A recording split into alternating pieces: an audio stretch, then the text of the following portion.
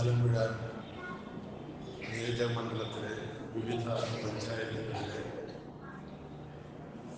Kerala state service pensioners അസോസിയേഷൻ്റെ ഭാരവാഹികളെ, അംഗങ്ങളെ,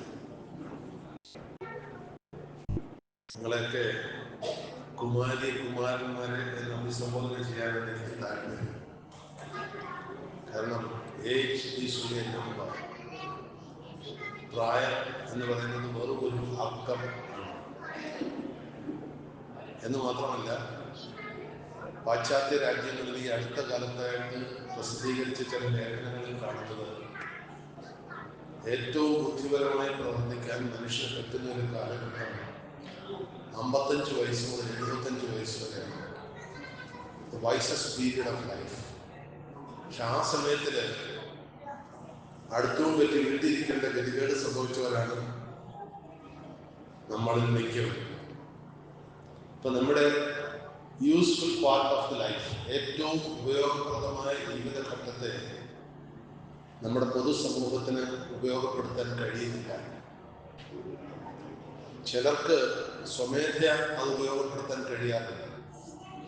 പക്ഷേ അതും ഇന്ന് കുറഞ്ഞു വരികയാണ്. സർവീസ് പെൻഷനേഴ്സ് തന്നെ കുറച്ച് കഴിയുമ്പോൾ ഒരു അപൂർവ വസ്തുവായി മാറും.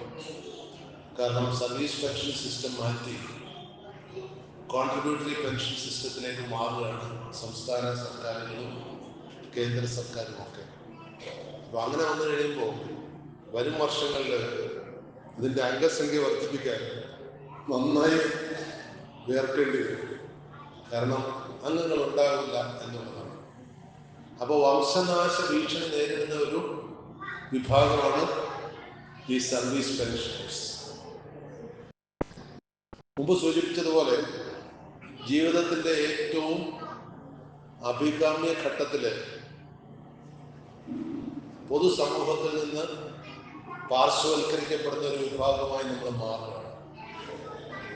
നമ്മുടെ ചരിത്രപരമായ ചില ഈത്തോസ്, ചില സാംസ്കാരിക പ്രത്യേകതകളുണ്ട്. റിട്ടയർ ചെയ്ത് കഴിയുമ്പോഴേ ഇനി എന്നെക്കൊണ്ട് ആർക്കും ഉപയോഗമില്ല എന്ന് സ്വയം തീരുമാനിക്കുന്ന ഒരു വിഭാഗമായി നമ്മിൽ പലരും മാറുന്നു. അങ്ങനെ തീരുമാനിക്കുന്നതുകൊണ്ടാണ് നമുക്കും നാടിനും കൂടുതൽ പ്രയോജനം ചെയ്യാൻ നമുക്ക് കഴിയാതെ പോകുന്നത്.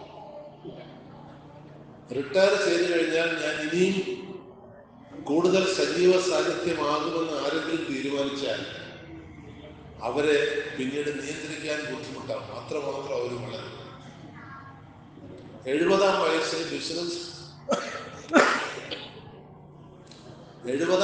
ബിസിനസ് തുടങ്ങി ലോകത്തിന്റെ ബിസിനസ് സാമ്രാജ്യത്തിന്റെ തലപ്പത്തെത്തി ഒരുപാട് പേരുണ്ട്.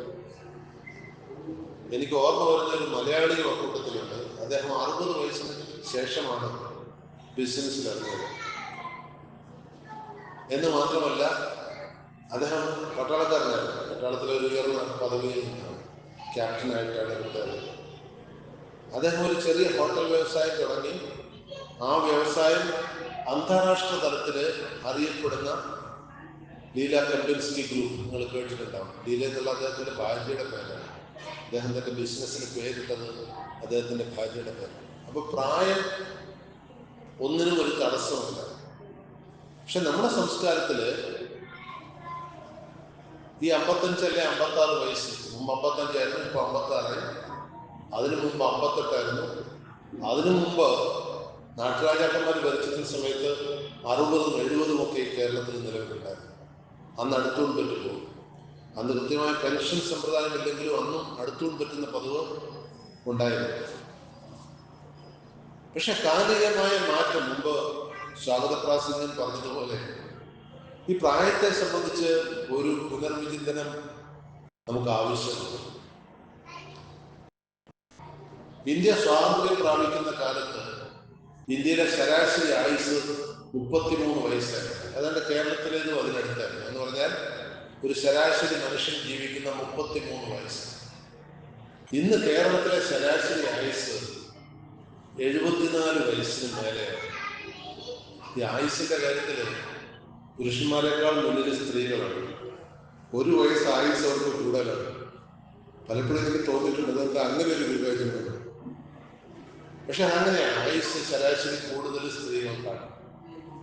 ആയുസ് മാത്രമല്ല, നമ്മൾ ആണുങ്ങൾക്കൊരു വലിയ അഹങ്കാരമുണ്ട്, നമുക്ക് ശക്തി കൂടുതലാണ്. ശരിയാണ്, ഒരു 50 വയസ്സ് വരെയൊക്കെ ശരിയാണ്. എന്നാൽ ജീവിതത്തിന്റെ ഉത്തരാർത്ഥത്തിൽ, രണ്ടാം ഘട്ടത്തിൽ പുരുഷന്മാരെക്കാൾ ശക്തി കൂടുതൽ സ്ത്രീകൾക്കാണ്. ഇതറിയാതെ ജീവിതത്തിന്റെ ആദ്യ ഘട്ടത്തിൽ പുരുഷന്മാർ സ്ത്രീകളെ കൈവച്ചാൽ രണ്ടാം ഘട്ടത്തിൽ തിരിച്ചു കൈവരും എന്ന് പ്രതീക്ഷിക്കാനുള്ള ബുദ്ധി നമുക്കുണ്ടാകണം. അതുകൊണ്ടാണ് മനുസ്മൃതിയിൽ പറഞ്ഞിട്ടുണ്ട്,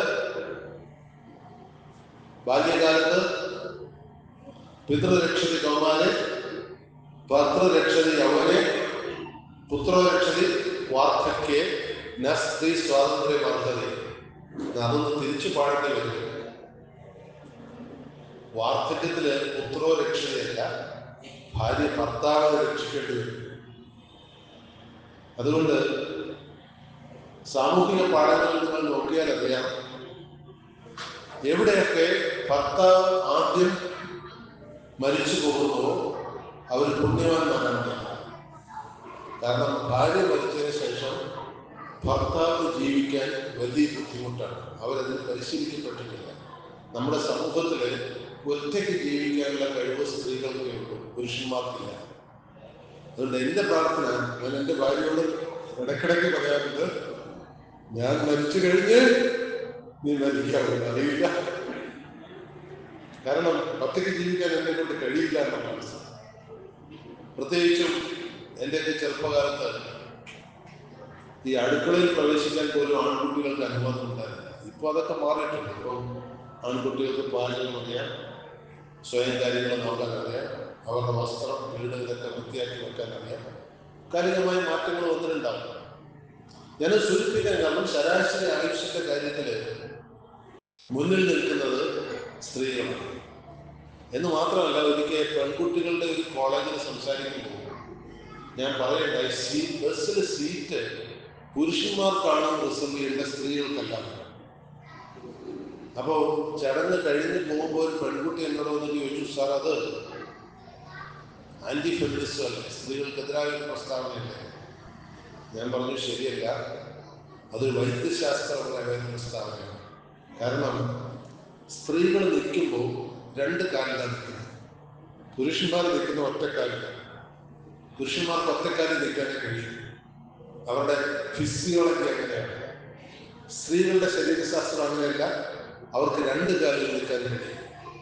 അത് പ്രകൃതി അവർക്ക് നൽകിയ ഒരു അനുഗ്രഹമാണ്. ഇപ്പൊ ബസ്സിൽ ആരാ നിൽക്കണ്ടേ? ഒറ്റക്കാലിൽ നിൽക്കുന്ന പുരുഷനോ രണ്ട് കാലിൽ നിൽക്കുന്ന സ്ത്രീയോ? പക്ഷെ ഇത് പറഞ്ഞാൽ നമ്മുടെ സമൂഹം അംഗീകരിക്കില്ല. കാരണം പുരുഷന് അനിതരമായ ഒരു ശാക്തിക സ്രോതസ് സമൂഹം കൊടുത്തിരിക്കുകയാണ്. സത്യത്തിൽ അതല്ലെങ്കിൽ നമ്മുടെ ഈ ശരാശരി ആയുസ് 74-നും 75-നും ഇടയ്ക്ക് നിൽക്കുമ്പോൾ 33 വയസ്സായിരുന്ന സമയത്ത് കൊടുത്തിരുന്ന പെൻഷൻ പ്രായം, 33 വയസ്സ് ശരാശരി ആയുസ് ഉണ്ടായപ്പോൾ ഇവിടുത്തെ പെൻഷൻ പ്രായം 58 വയസ്സായിരുന്നു. പിന്നീട് അത് 55ആയി, 56. ഇപ്പൊ 33 ശരാശരി വയസ്സുള്ളപ്പം 58 വയസ്സായിരുന്നു പെൻഷൻ പ്രായമെങ്കിൽ ഇപ്പൊ ശരാശരി വയസ്സ് 75 ഉള്ളപ്പോൾ, 74-75 ഇടയ്ക്കുള്ളപ്പോൾ റിട്ടയർമെന്റ് പ്രായം എത്രയാണ് കൊടുക്കുന്നത്? ആലോചിക്കുകയാണ്. അപ്പൊ നമുക്ക് ആർക്കും റിട്ടയർ ചെയ്യാനുള്ള പ്രായമായിട്ടില്ല. നമ്മളെ നിർബന്ധിച്ച് റിട്ടയർ ചെയ്യിച്ചതാണ്. എന്ന് മാത്രമല്ല, അടുത്ത കാലത്ത് യുണൈറ്റഡ് നേഷൻസിന്റെ ഒരു പ്രസിദ്ധീകരണത്തിൽ വരികയുണ്ടായി, youth, the age of youth is up to 85. 85 വയസ്സ് കഴിഞ്ഞാൽ മാത്രമേ വൃദ്ധൻ എന്ന് പറയാനുള്ളൂ. അപ്പൊ നമ്മളിൽ വൃദ്ധന്മാരാരും ഉണ്ടാവില്ല. മുമ്പ് ഇപ്പൊ രാഷ്ട്രീയ പാർട്ടികളുടെയൊക്കെ നിയമാവലിയില്, മിക്ക രാഷ്ട്രീയ പാർട്ടികളുടെ നിയമാവലിയില് യൂത്ത് ലീഗ്, അതായത് യൂത്ത് കോൺഗ്രസ് ആണെങ്കിലും ശരി, DYFI ആണെങ്കിലും ശരി, യൂത്ത് ലീഗ് ആണെങ്കിലും ശരി, അതിന്റെ പ്രായപരിധി 35 വയസ്സിൽ വെച്ചു. എന്നുവെച്ചാൽ 35 വയസ്സ് കഴിഞ്ഞാൽ യൂത്ത് അല്ലാതായി മാറുന്നു, അവര് പ്രായമുള്ള പുരുഷനായി മാറുന്നു. സത്യത്തിൽ അതിപ്പോ അംഗീകരിക്കാൻ പറ്റില്ല. ഇപ്പോ കഴിഞ്ഞ ആഴ്ചയില് വന്ന ഒരു ലേഖനത്തിൽ എനിക്ക് വായിക്കാൻ കഴിഞ്ഞത്, പല വിദേശ രാജ്യങ്ങളിൽ ഇപ്പോൾ ശരാശരി വിവാഹപ്രായം 50 വയസ്സായിരുന്നു. എന്ന് പറഞ്ഞാൽ റിട്ടയർ ചെയ്തവരാരും വിഷമിക്കണ്ട, രണ്ടാമത് അംഗത്തിനുകൂടി ബാല്യം ഉണ്ടെന്നുള്ളതാണ്. പല രാജ്യങ്ങളിലും, ഇന്ത്യയിൽ അങ്ങനെ വന്നിട്ടില്ല. ഇന്ത്യയിൽ ശരാശരി വിവാഹപ്രായം ഇപ്പോഴും 20-നും 25-നും ഇടയ്ക്കാണ്. അപ്പോൾ ആ സാമൂഹികമായ വ്യവസ്ഥിതി മാറിക്കൊണ്ടിരിക്കുകയാണ്. അപ്പോൾ ആ ഘട്ടത്തിലാണ് റിട്ടയർ ചെയ്തവര് എങ്ങനെയാണ് സമൂഹത്തില് സജീവ സാന്നിധ്യമായി മാറേണ്ടത് എന്ന് നമ്മൾ ചിന്തിക്കേണ്ട ഒരു ഘട്ടം എത്തിയിരിക്കുന്നു. ഞാൻ 2018 റിട്ടയർ ചെയ്തതാണ്. സത്യം പറഞ്ഞാൽ 2017 റിട്ടയർ ചെയ്യുന്നത്. എൻ്റെ ബർത്ത്ഡേ ഓഗസ്റ്റിലായതുകൊണ്ട് വിദ്യാഭ്യാസ രംഗത്ത് പ്രവർത്തിച്ചിരുന്നു. 2018 വരെ തുടരാൻ അനുവദിച്ചു. റിട്ടയർ ചെയ്തതിൻ്റെ അടുത്ത ദിവസങ്ങളിൽ ഞാൻ അടുത്ത ജോലികൾ മാറിയെങ്കിലും ഇന്നേ വരെ വെറുതെ ഇരുന്നിട്ടില്ല. എൻ്റെ ഇപ്പോഴത്തെ ആഗ്രഹം ജോലി എടുത്തുകൊണ്ട് തന്നെ ജീവിതം അവസാനിപ്പിക്കണം. അതിനൊരു സാങ്കേതിക വിഷമം വന്നു. ജോലി മറ്റാരുടെയും സ്ഥാപനത്തിൽ ജോലി എടുക്കുമ്പോൾ നമുക്ക് റിട്ടയർമെന്റ് തന്നെ വരും. 10-70 വയസ്സാകുമ്പോൾ നിങ്ങളെ കൊണ്ടില്ലേ കൊള്ളില്ലാന്ന് പറയും. അതുകൊണ്ട് ഞാനിപ്പോൾ അടുത്ത ഡേറ്റ് ഒരു സ്ഥാപനത്തിൽ തന്നെ എടുത്തു. അപ്പൊ പിന്നെ റിട്ടയർമെന്റ് ഇല്ല. സ്വന്തം സ്ഥാപനമാകുമ്പോൾ നമുക്ക് റിട്ടയർമെന്റ് വേണ്ട. എന്തിനാണെന്ന് ചോദിച്ചു കഴിഞ്ഞാൽ, the moment you retire in life, your countdown starts. എന്ന് നിങ്ങളുടെ മനസ്സിൽ നിങ്ങൾ റിട്ടയർ ചെയ്യുന്നു തോന്നിയോ അന്ന് തൊട്ട് നമ്മുടെ കൗണ്ട് ഡൗൺ തുടങ്ങുകയാണ്. ആ കൗണ്ട് ഡൗൺ ഒരിക്കലും നമ്മൾ തുടങ്ങാൻ ശ്രമിച്ചു. അതുകൊണ്ട് ഏത് ജോലിയിൽ നിന്ന് റിട്ടയർ ചെയ്തോ ആ ജോലിയിൽ നിന്ന് മാത്രമേ റിട്ടയർ ചെയ്യാവൂ. തൊഴിലിൽ നിന്ന് റിട്ടയർ ചെയ്യാൻ പാടില്ല. അത് മറ്റും നമ്മൾ കണ്ടെടുത്തേ വരും. അപ്പൊ പലരും ചോദിച്ചേക്കാം, റിട്ടയർ ചെയ്ത് കഴിഞ്ഞാൽ പിന്നെ ആരാ നമുക്ക് ജോലി തരിക? എൻ്റെ ഒരു അനുഭവം ഞാൻ പറഞ്ഞു. ഞാൻ തിരുവനന്തപുരത്തൊരു അകന്ന ബന്ധുവിൻ്റെ വീട് സന്ദർശിച്ചപ്പോൾ അദ്ദേഹം റിട്ടയർ ചെയ്ത ആളാണ്.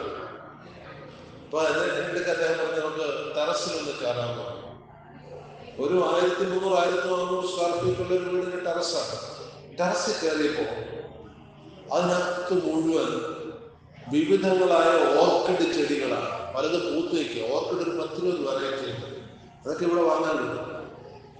എന്നിട്ട് ഇതിന്റെ ഓരോന്നിന്റെ സവിശേഷത അദ്ദേഹം എന്നോട് വിശദീകരിച്ചു. ഓർക്കിഡ് ചെടികൾ അപ്പോൾ വെയിലധികം അടിക്കാതിരിക്കാൻ വേണ്ടി അതിന്റെ മുകളില് 50% ഷീറ്റ് ഇട്ടിട്ടുണ്ട്. 50% ഷീറ്റ് എന്ന് പറഞ്ഞാൽ പച്ചക്കളറിലുള്ള ഷീറ്റ് വാങ്ങാൻ കിട്ടും.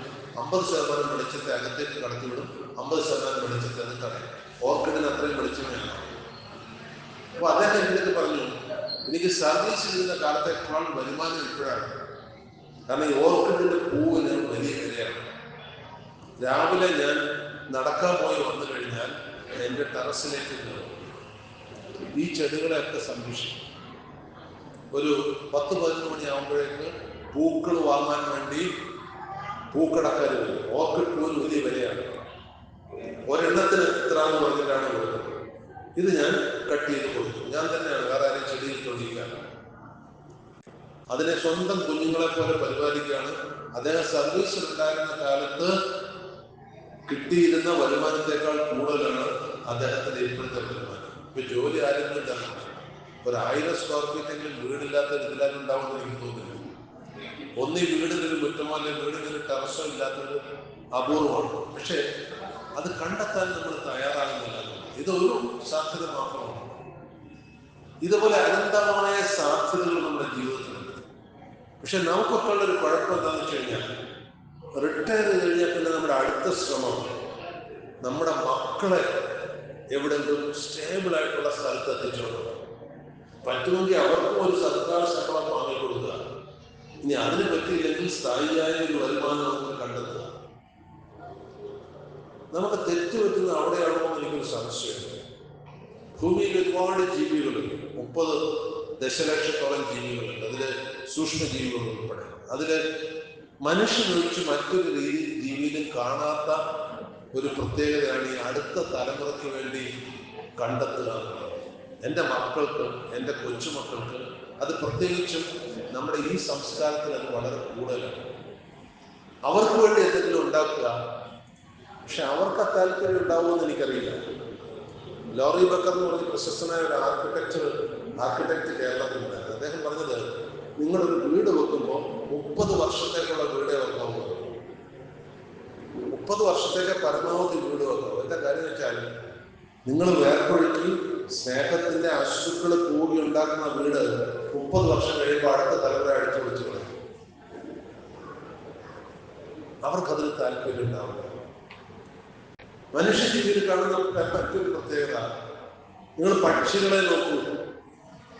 ആ തള്ളപ്പക്ഷിക്ക് തോന്നുകയാണ് എൻ്റെ കുഞ്ഞു പക്ഷി പറക്കാൻ പ്രാപ്തയായി അല്ലെങ്കിൽ പ്രാപ്തനായി തോന്നിക്കഴിഞ്ഞാൽ അപ്പം തള്ളി താഴേക്ക് വെച്ചേക്കില്ല കൂട്ടിൽ, അപ്പം തള്ളി താഴേക്ക് സ്വയം പറന്നു പോകുന്നത്.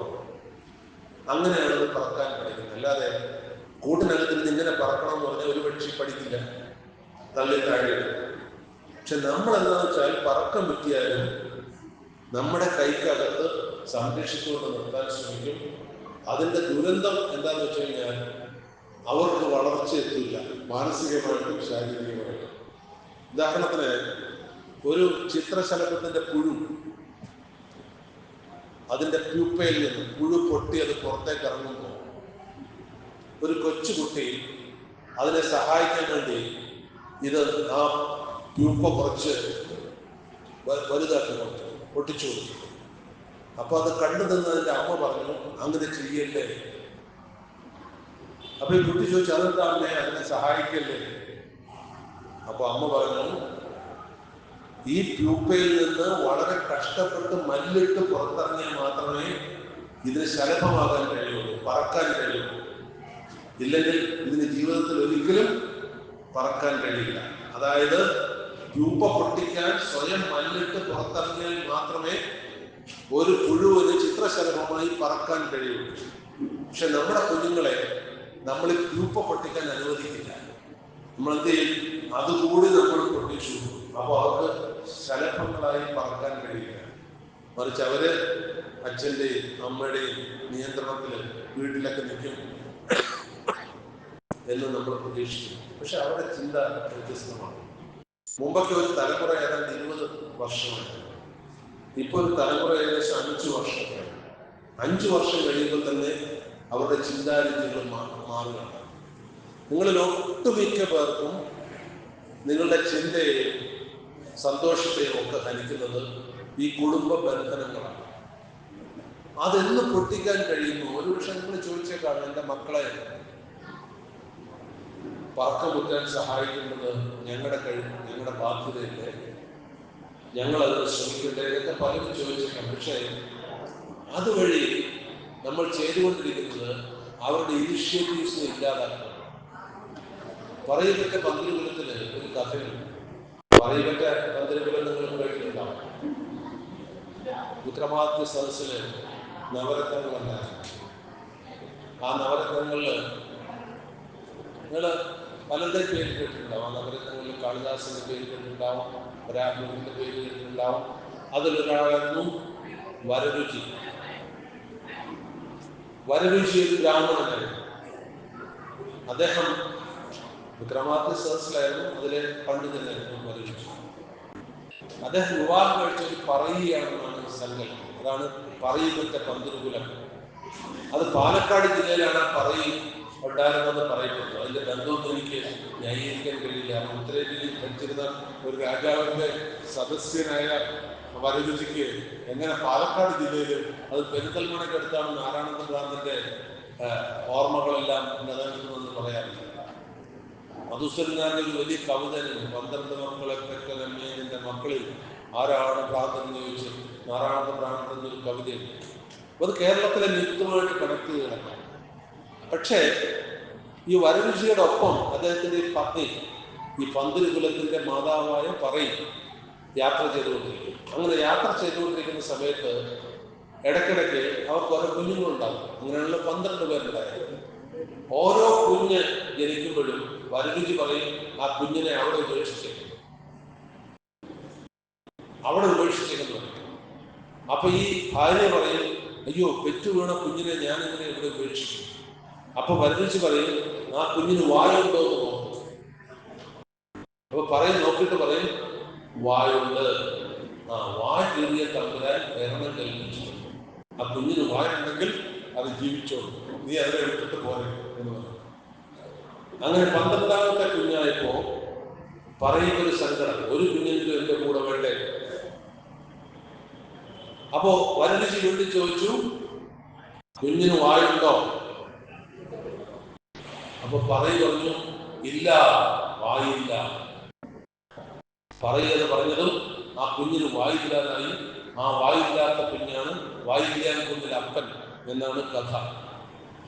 അതുകൊണ്ട് വായില്ലാത്തവരുടെ കുഞ്ഞിനെ കൂടെ കൊണ്ടുപോയി എന്നും പിന്നീടാണ് ഉപേക്ഷിച്ചെന്നും കഥയുടെ ബാക്കി ഭാഗം.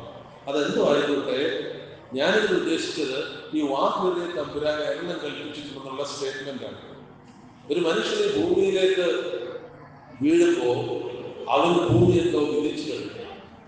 പ്രശസ്ത ചിന്തകനായ നീഷയുടെ ഒരു വരിയുണ്ട്, there is a niche for everybody on this earth. പറഞ്ഞ എന്താണ്? ഈ ഭൂമിയിൽ ജനിക്കുന്ന ഓരോ മനുഷ്യനും ഈ ഭൂമിയിൽ ഒരു ഇടമുണ്ട്. ആ മനുഷ്യൻ നിങ്ങളുടെ കുട്ടിയായി ജനിച്ചോ, നിങ്ങളുടെ സഹോദരനായി ജനിച്ചോ, അല്ലെ നിങ്ങളുടെ കുടുംബത്തിൽ ജനിച്ചോ എന്നുള്ളത് അപ്രസക്തമാണ്. ജനിക്കുന്ന എല്ലാവർക്കും ഈ ഭൂമിയിൽ ഒരിടമുണ്ട്. ആ ഇടം കണ്ടെത്തുക എന്നുള്ളത് അവരവരുടെ കർത്തവ്യമാണ്. അതൊരളവ് വരെ സഹായിക്കുക എന്നുള്ളതാണ് മനുഷ്യധർമ്മം. ഭൂമിയിൽ ജനിച്ചു വീഴുന്ന ജീവികളിൽ ഏറ്റവും കൂടുതൽ കാലം അമ്മ സംരക്ഷിക്കപ്പെടേണ്ട മനുഷ്യനാണ്. നിങ്ങൾ നോക്കുക, ഒരു പക്ഷിയുടെ മുട്ട വിരിഞ്ഞു കഴിഞ്ഞാൽ ഏതാനും ദിവസം കഴിഞ്ഞാൽ അതിനെ കൂട്ടി തള്ളിയിടും. ഒരു മൃഗം, ഒരു പശുവിന് ഒരു കുഞ്ഞ് ജനിച്ചു കഴിഞ്ഞാൽ പലപ്പോഴും ഞാൻ അത്ഭുതപ്പെട്ടിട്ടുണ്ട്. ജനിച്ചു വീഴുന്ന ഒരു പശുക്കുഞ്ഞ് ഒരാൾ പറയാതെ എഴുന്നേറ്റ് പോയി സ്വയം പാല് കുടിക്കും. എവിടുന്ന് കിട്ടി അതിന് കഴിവ്? അരച്ചോണ്ടില്ല. മനുഷ്യകുഞ്ഞിനത് കഴിയില്ല. ജനിച്ചു വീഴുന്ന ഒരു പശുക്കിടാവ് സ്വയം എഴുന്നേറ്റ് പോയി പാല് കുടിക്കും. അതിന് പാല് കൊടുക്കാൻ ആരും പഠിപ്പിച്ചു കൊടുക്കണ്ടേ? ഇനി ഒരു പക്ഷേ നിങ്ങൾ വീട്ടിലാണ് ഈ പശുക്കുഞ്ഞ് പ്രസവിക്കുന്നതെങ്കിൽ അത് വീട്ടുകാരെങ്കിലും കൊണ്ട് പാല് കുടിപ്പിക്കാൻ ശ്രമിക്കും. കാട്ടിലാണെങ്കിലോ ആരെ കുടിപ്പിക്കുകയാണ്? അത് തന്നെ കുടിച്ചോളും. അതുകൊണ്ട് അതിനെ കുടിപ്പിക്കേണ്ട ആവശ്യമില്ല. പ്രകൃതിയിൽ എല്ലാ ജീവികൾക്കും സ്വയം നിലനിൽക്കാനുള്ള കഴിവ് മനുഷ്യനേക്കാൾ കൂടുതലാണ്. മനുഷ്യനാണത് കുറച്ച് കുറവ്. 1-2 വർഷങ്ങളൊക്കെ ഒരു കുഞ്ഞിനെ നമ്മൾ പോറ്റി വളർത്തേണ്ട ആവശ്യമുണ്ടാകും. ഒരുപക്ഷെ ഈ ജൈവ വികാസത്തിന്റെ ഘട്ടത്തില് മനുഷ്യന് തനതായിട്ടുണ്ടായിരുന്നപ്പോൾ മനുഷ്യന്റെ മുൻഗാമികൾ എന്ന് പറയുന്ന കുരങ്ങുകൾ, ഈ കുരങ്ങുകൾക്ക് കൂടി ഈ മൃഗീയമായ കഴിവുകളുണ്ട്. മനുഷ്യൻ എന്തുകൊണ്ടോ പരിണാമത്തിൽ അത് നഷ്ടപ്പെട്ടു. ഒരുപക്ഷെ ജീനിന് സെൽഫ് ലേണിംഗ് മെക്കാനിസം എന്നൊരു മെക്കാനിസം ഉണ്ട്. നമ്മുടെ ജീനുകൾ, നമ്മുടെ ഓരോ കോശത്തിലും നമുക്കറിയാം 23 ജോഡി ക്രോമസോമുകളുണ്ട്. ഈ ക്രോമസോമുകളൊക്കെ ഉണ്ടാക്കിയിരിക്കുന്ന ജീനിലാണ്.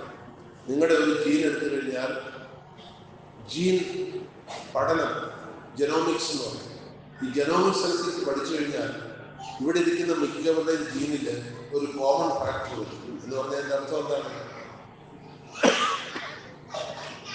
10,000-കണക്കിന് തലമുറയ്ക്ക് മുന്നേ നിങ്ങളുടെയൊക്കെ അച്ഛൻ വന്നായിരുന്നു.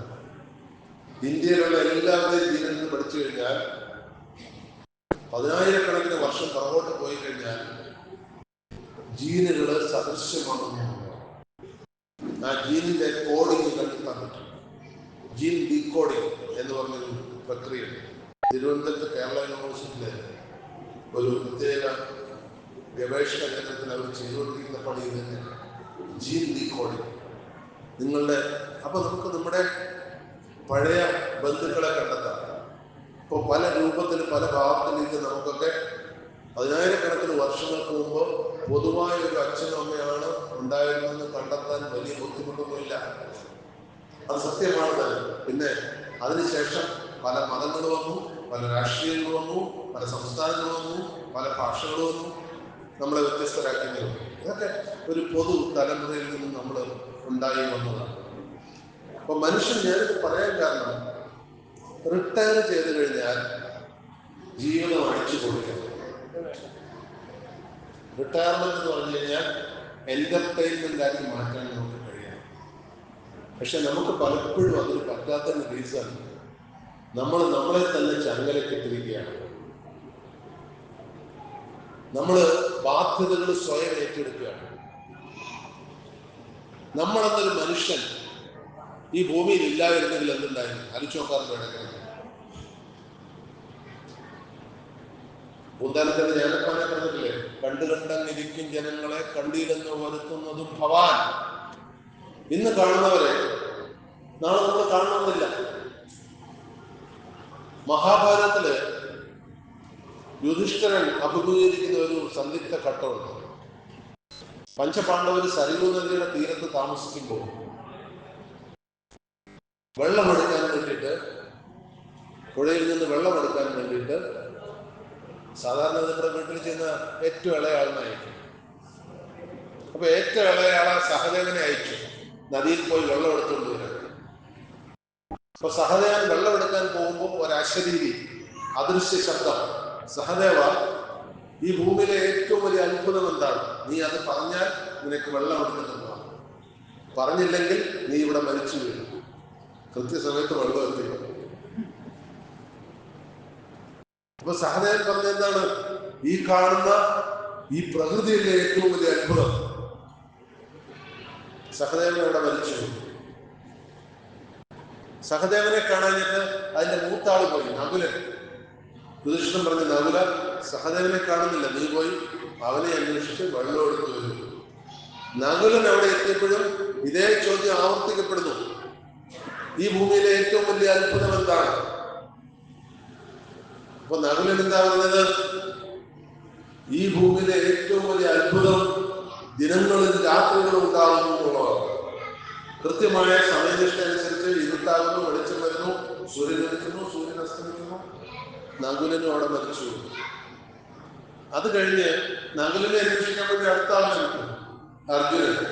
വില്ലാളി വീരനാണ്, ലോകത്തിലെ നമ്പർ 1 ധൈര്യശാലിയാണ്. പക്ഷെ ഈ ചോദ്യത്തിന് ഉത്തരം കൊടുക്കാൻ കഴിയുന്നില്ല. അർജുനനും അവിടെ മരിച്ചു. അത് കഴിഞ്ഞ് ആര് പോയി? അതിന്റെ മൂത്താണ് ഭീമസേനൻ. ഭീമസേനോടെ ചോദ്യം ആവർത്തിക്കപ്പെടുന്നു. 10,000 ഗജത്തിൽ ബലമുള്ള 10 ഗജത്തിനൊക്കെയാണ് ഭീമസേനൻ എന്നാണ് തുഞ്ചത്ത് ആചാര്യൻ പറഞ്ഞത്. അതായത് 10,000 10,000 ആനയ്ക്ക് സമം ബലമുള്ള മതയാനയുടെ തുല്യം മൽപ്പിടുത്തത്തിന് കഴിവുള്ളവരാണ് ഭീമസേനൻ.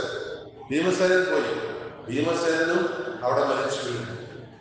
അവസാനം മുഴുവൻ വാക്കാണ്, ഇത്രയും പേര് മരിച്ചു വീഴുന്ന കണ്ടപ്പോ തിരിച്ചു വരാനിപ്പോ മരിച്ചു വീഴുന്ന അറിഞ്ഞല്ലോ. പാഞ്ചാലി വ്യാകുലയായി. അത് ഭാര്യമാർക്കുള്ള ഒരു പൊതു സ്വഭാവമാണ്. ഇവരെ 4 പേരെയും കാണുന്നില്ല, നിങ്ങളത് പോയി അന്വേഷിക്കുമെന്നായി യുധിഷ്ഠിരനോട്. യുധിഷ്ഠിരൻ ചെന്നപ്പോ ഈ ചോദ്യം ആവർത്തിക്കപ്പെടുന്നു. അപ്പൊ യുധിഷ്ഠിരൻ വളരെ ശാന്തനായി പറയുന്നു, മഹാത്മാവെ, അങ്ങ് ആരാണെന്ന് എനിക്ക് അറിയില്ല. ശബ്ദം മാത്രമല്ലേ, രൂപമല്ല. അങ്ങ് ആരാണെന്ന് എനിക്കറിയില്ല. പക്ഷെ ഒരു കാര്യം ഞാൻ പറയാം, ഈ ഭൂമിയിലെ ഏറ്റവും വലിയ അത്ഭുതം, മഹാത്ഭുതം, എല്ലാ മനുഷ്യനും അറിയാം, അവർ ഒരു നാൾ മരിക്കുമെന്ന്. പക്ഷെ അത് മറന്നുകൊണ്ട് അവർ ജീവിക്കാൻ കഴിയുന്നു. ഇതിലും വലിയൊരു അത്ഭുതം ഞാൻ ഈ ഭൂമിയിൽ കണ്ടിട്ടില്ല. അപ്പൊ ഈ ശബ്ദം ദൃശ്യമാണ്, ശബ്ദത്തിനുടമ ദൃശ്യനാണ്. അദ്ദേഹം മരണത്തിന്റെ ദേവതയായ യമധർമ്മനാണ്. യമധർമ്മന്റെ പുത്രനാണ് യുധിഷ്ഠിരൻ. അപ്പൊ യമധർമ്മൻ പറയുന്ന, പുത്ര, ഞാൻ നിന്നെ പരീക്ഷിച്ചതാണ്. നീ ധർമ്മപുത്രനാണ്. ധർമ്മപുത്രന് ധർമ്മവിചാരമുണ്ടോ എന്ന് അറിയാൻ വേണ്ടി ഞാൻ നിന്നെ പരീക്ഷിച്ചതാണ്. നീ വിജയിച്ചിരിക്കുന്നു. നിനക്ക് നിന്റെ എല്ലാ സഹോദരങ്ങളെയും ജീവനോടെ, യമധർമ്മന് ജീവൻ എടുക്കാനും കൊടുക്കാനൊക്കെ സ്പെഷ്യൽ പ്രിവിലേജ് ഉണ്ട്. എല്ലാ സഹോദരങ്ങളെയും ജീവനോടെ നിനക്ക് എടുത്തുകൊണ്ട് പോവാം. പക്ഷെ ഇത് നിനക്കൊരു പാഠമായിരിക്കട്ടെ. എല്ലാ മനുഷ്യനും അറിയാം ഒരു നാൾ മരിക്കുമെന്ന്. പക്ഷെ അത് മറന്നുകൊണ്ട് ജീവിക്കാൻ നമുക്കാകണം. ഞാൻ ഇത്ര ഈ കഥ പറഞ്ഞത് പഞ്ചപാണ്ഡവരുടെ കഥ നിങ്ങളെ ഉദ്ബോധിപ്പിക്കാനൊന്നുമല്ല, നമ്മുടെ ഒരു ജീവിത യാഥാർത്ഥ്യമാണ്. The moment you forget your death, you become lively. ഇതാണ് യാഥാർത്ഥ്യം. നെപ്പോളിയൻ ഹിൽ എന്ന് പറഞ്ഞ പ്രശസ്ത ചിന്തകനുണ്ടായിരുന്നു. അദ്ദേഹത്തിന്റെ ഒരു പുസ്തകത്തിൽ എഴുതിയ സ്റ്റേറ്റ്മെന്റ് ആണ് ഈ പറയുന്നത്. The moment you forget death, you become lively. ഏത് നിമിഷം നമുക്ക് നമ്മുടെ അന്ത്യത്തെ മറക്കാൻ കഴിയുമോ അന്ന് നമ്മൾ ജീവിച്ചു നടക്കും. അപ്പൊ നിങ്ങൾ ആരെങ്കിലും ഇടയ്ക്കിടയ്ക്ക് അയ്യോ എൻ്റെ കാലം, എൻ്റെ ജീവിതം എന്നൊക്കെയുള്ള ചിന്തകളിൽ പെടുന്നില്ലെങ്കിൽ നിങ്ങൾ ജീവിക്കുന്നില്ല. ആ ചിന്തകൾ നിങ്ങളെ അലട്ടുന്നുണ്ടെങ്കിൽ നിങ്ങൾ മരിക്കുകയാണ്. അപ്പൊ നമുക്ക് ജീവിക്കാൻ ചെയ്യേണ്ട ആദ്യ കാര്യം എന്താണ്? Forget about what is your destiny. നിങ്ങളുടെ വിധി എന്താണ് എന്ന് നമുക്കറിയില്ല. ഒരു മനുഷ്യന്റെ വിധി അറിയില്ല. ടോൾസ്റ്റോയുടെ പ്രശസ്തമായ ഒരു കഥയുണ്ട്, ദ കോബ്ലർ എന്ന കഥയുടെ പേര്. കോബ്ലർ എന്ന് പറഞ്ഞ ചെരുപ്പ് കുത്തി. ടോൾസ്റ്റോയി നിങ്ങൾ കേട്ടിട്ടുണ്ടാവും, പ്രശസ്തനായ റഷ്യൻ എഴുത്തുകാരനാണ്, മഹാത്മാഗാന്ധിയുടെ ഒക്കെ വളരെ അടുത്ത സുഹൃത്തായിരുന്നു. ദ കോബ്ലർ എന്ന് പറയുന്ന കഥയില് ഒരു ചെരുപ്പ് കുത്തിയ അടുക്കല് രാവിലെ ഒരു ചെറുപ്പക്കാരൻ വരുന്നു. എന്നെ കൂടി നിങ്ങളുടെ സഹായത്തിന് കൂട്ടുമോ എന്ന് ചോദിക്കുന്നു. അപ്പൊ ഈ ചെരുപ്പ് കുത്തി ചോദിക്കുന്നു, നിനക്ക് ചെരുപ്പ് കുത്താൻ അറിയാമോ? അപ്പൊ ഈ ചെറുപ്പക്കാരൻ പറയുന്നു, അറിയാം. എങ്കിൽ നീ അവിടെ ഇരിക്കേ, നീ എന്നെ സഹായിക്കും, നിനക്ക് വൈകിട്ട് കൂലി തരാം. കുറച്ച് കഴിയുമ്പോൾ ആ നാട്ടിലെ ഏറ്റവും വലിയ ജന്മി സ്വർണം കെട്ടിയ കുതിരവണ്ടിയില് കുതിരക്കാരനോടൊപ്പം, കുതിരവണ്ടി ഓടിക്കുന്ന ആളോടൊപ്പം, സാരഥിയോടൊപ്പം അവിടെ നിന്ന് നിൽക്കുകയാണ്. എന്നിട്ട് ഈ സാരഥി, ഈ കുതിരവണ്ടിക്കാരൻ ഇറങ്ങി വരുന്നു. എൻ്റെ മുതലാളി വണ്ടിയിലുണ്ട്, അദ്ദേഹം തന്ന 2 ലെതറാണ്. ലെതർ എന്ന് പറഞ്ഞു കഴിഞ്ഞാൽ നമുക്കറിയാമല്ലോ, ഈ ചെരുപ്പുണ്ടാക്കാൻ വേണ്ടി ഉപയോഗിക്കുന്ന തോൽ, നല്ല 2 ജോഡി തോല്, ഏറ്റവും വില കൂടിയ 2 ജോഡി തോലെടുത്ത് കൊടുത്തു. പറയുന്നു, എൻ്റെ യജമാനൻ പറയുന്നു, ഈ തോല് വെച്ചിട്ട് ലോകത്തെ ഏറ്റവും മനോഹരമായ ചെരുപ്പുകൾ ഉണ്ടാക്കുന്നത് നിങ്ങൾക്കതിന് കഴിയും എന്നാണ് അദ്ദേഹം കേട്ടിട്ടുള്ളത്. അപ്പോൾ ഈ ചെരുപ്പ് കുത്തി പറയുന്നു, ശരി, ഞാൻ ഉണ്ടാക്കി വെക്കാം, നിങ്ങൾ നാളെ വന്ന് വാങ്ങിച്ചു എന്ന് പറയുന്നു. അങ്ങനെ യജമാനും തേരാളിയും കൂടി തിരിച്ചുപോയി കഴിഞ്ഞപ്പോൾ ഈ ചെരുപ്പ് കുത്തി അടുത്തിരിക്കുന്ന ചെറുപ്പക്കാരനോട് ചോദിക്കുന്നു, നിനക്ക് ഷൂസ് ഉണ്ടാക്കാൻ വേണ്ടി ലെതർ മുറിക്കാൻ അറിയാമോ? അപ്പൊ ഈ ചെറുപ്പക്കാരൻ പറയുന്നു, നന്നായി അറിയാം, എന്നാ ഇത് മുറിക്കും, ഞാൻ തുന്നിക്കോളാം. കുറച്ചു കഴിഞ്ഞ് നോക്കുമ്പോൾ ഈ ചെറുപ്പക്കാരൻ ഈ തോല്, റഷ്യയിലൊരു സമ്പ്രദായമുണ്ട്, മരിക്കുമ്പോൾ ഒരു പ്രത്യേകതരം ചെരുപ്പിടും, തോൽ ചെരുപ്പ്. നമ്മുടെ നാട്ടിൽ മരിക്കുമ്പോൾ വസ്ത്രങ്ങളൊക്കെ അണിയിച്ച് കൊണ്ടുപോകുന്നവർ അവിടെ ചെരുപ്പും കൂടെ ഇടിയിലെ ശവശരീരം അടക്കാൻ കൊണ്ടുപോകും. അപ്പോ ശവശരീരത്തിൽ ഇടുന്ന ചെരുപ്പിന്റെ ഷെയ്പ്പിൽ ലെതർ കട്ട് ചെയ്ത് വെച്ചു. അപ്പോ ഈ ചെരുപ്പ് കുത്തി ദേഷ്യത്തോടെ, നീ എന്തായി കാണിച്ചത്? ലോകത്തെ ഏറ്റവും വില കൂടിയ ചെരുപ്പ്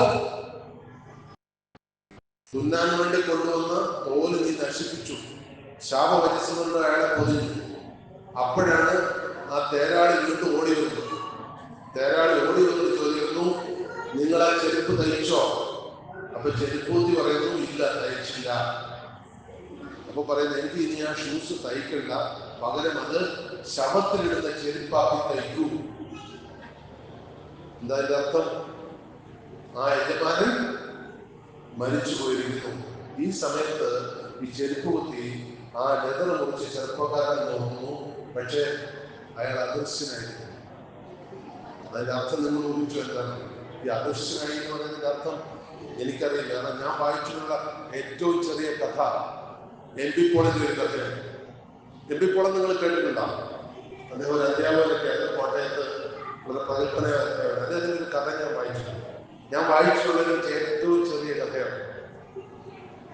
ആ കഥയിൽ ഇത്രയേ ഉള്ളൂ: ഒന്നാമൻ രണ്ടാമനോട് നിങ്ങൾക്ക് പ്രേതാത്മാക്കളിൽ വിശ്വാസമുണ്ടോ? ഒന്നാമൻ രണ്ടാമനോട് നിങ്ങൾക്ക് പ്രേതാത്മാക്കളിൽ വിശ്വാസമുണ്ടോ? രണ്ടാമൻ ഇല്ല.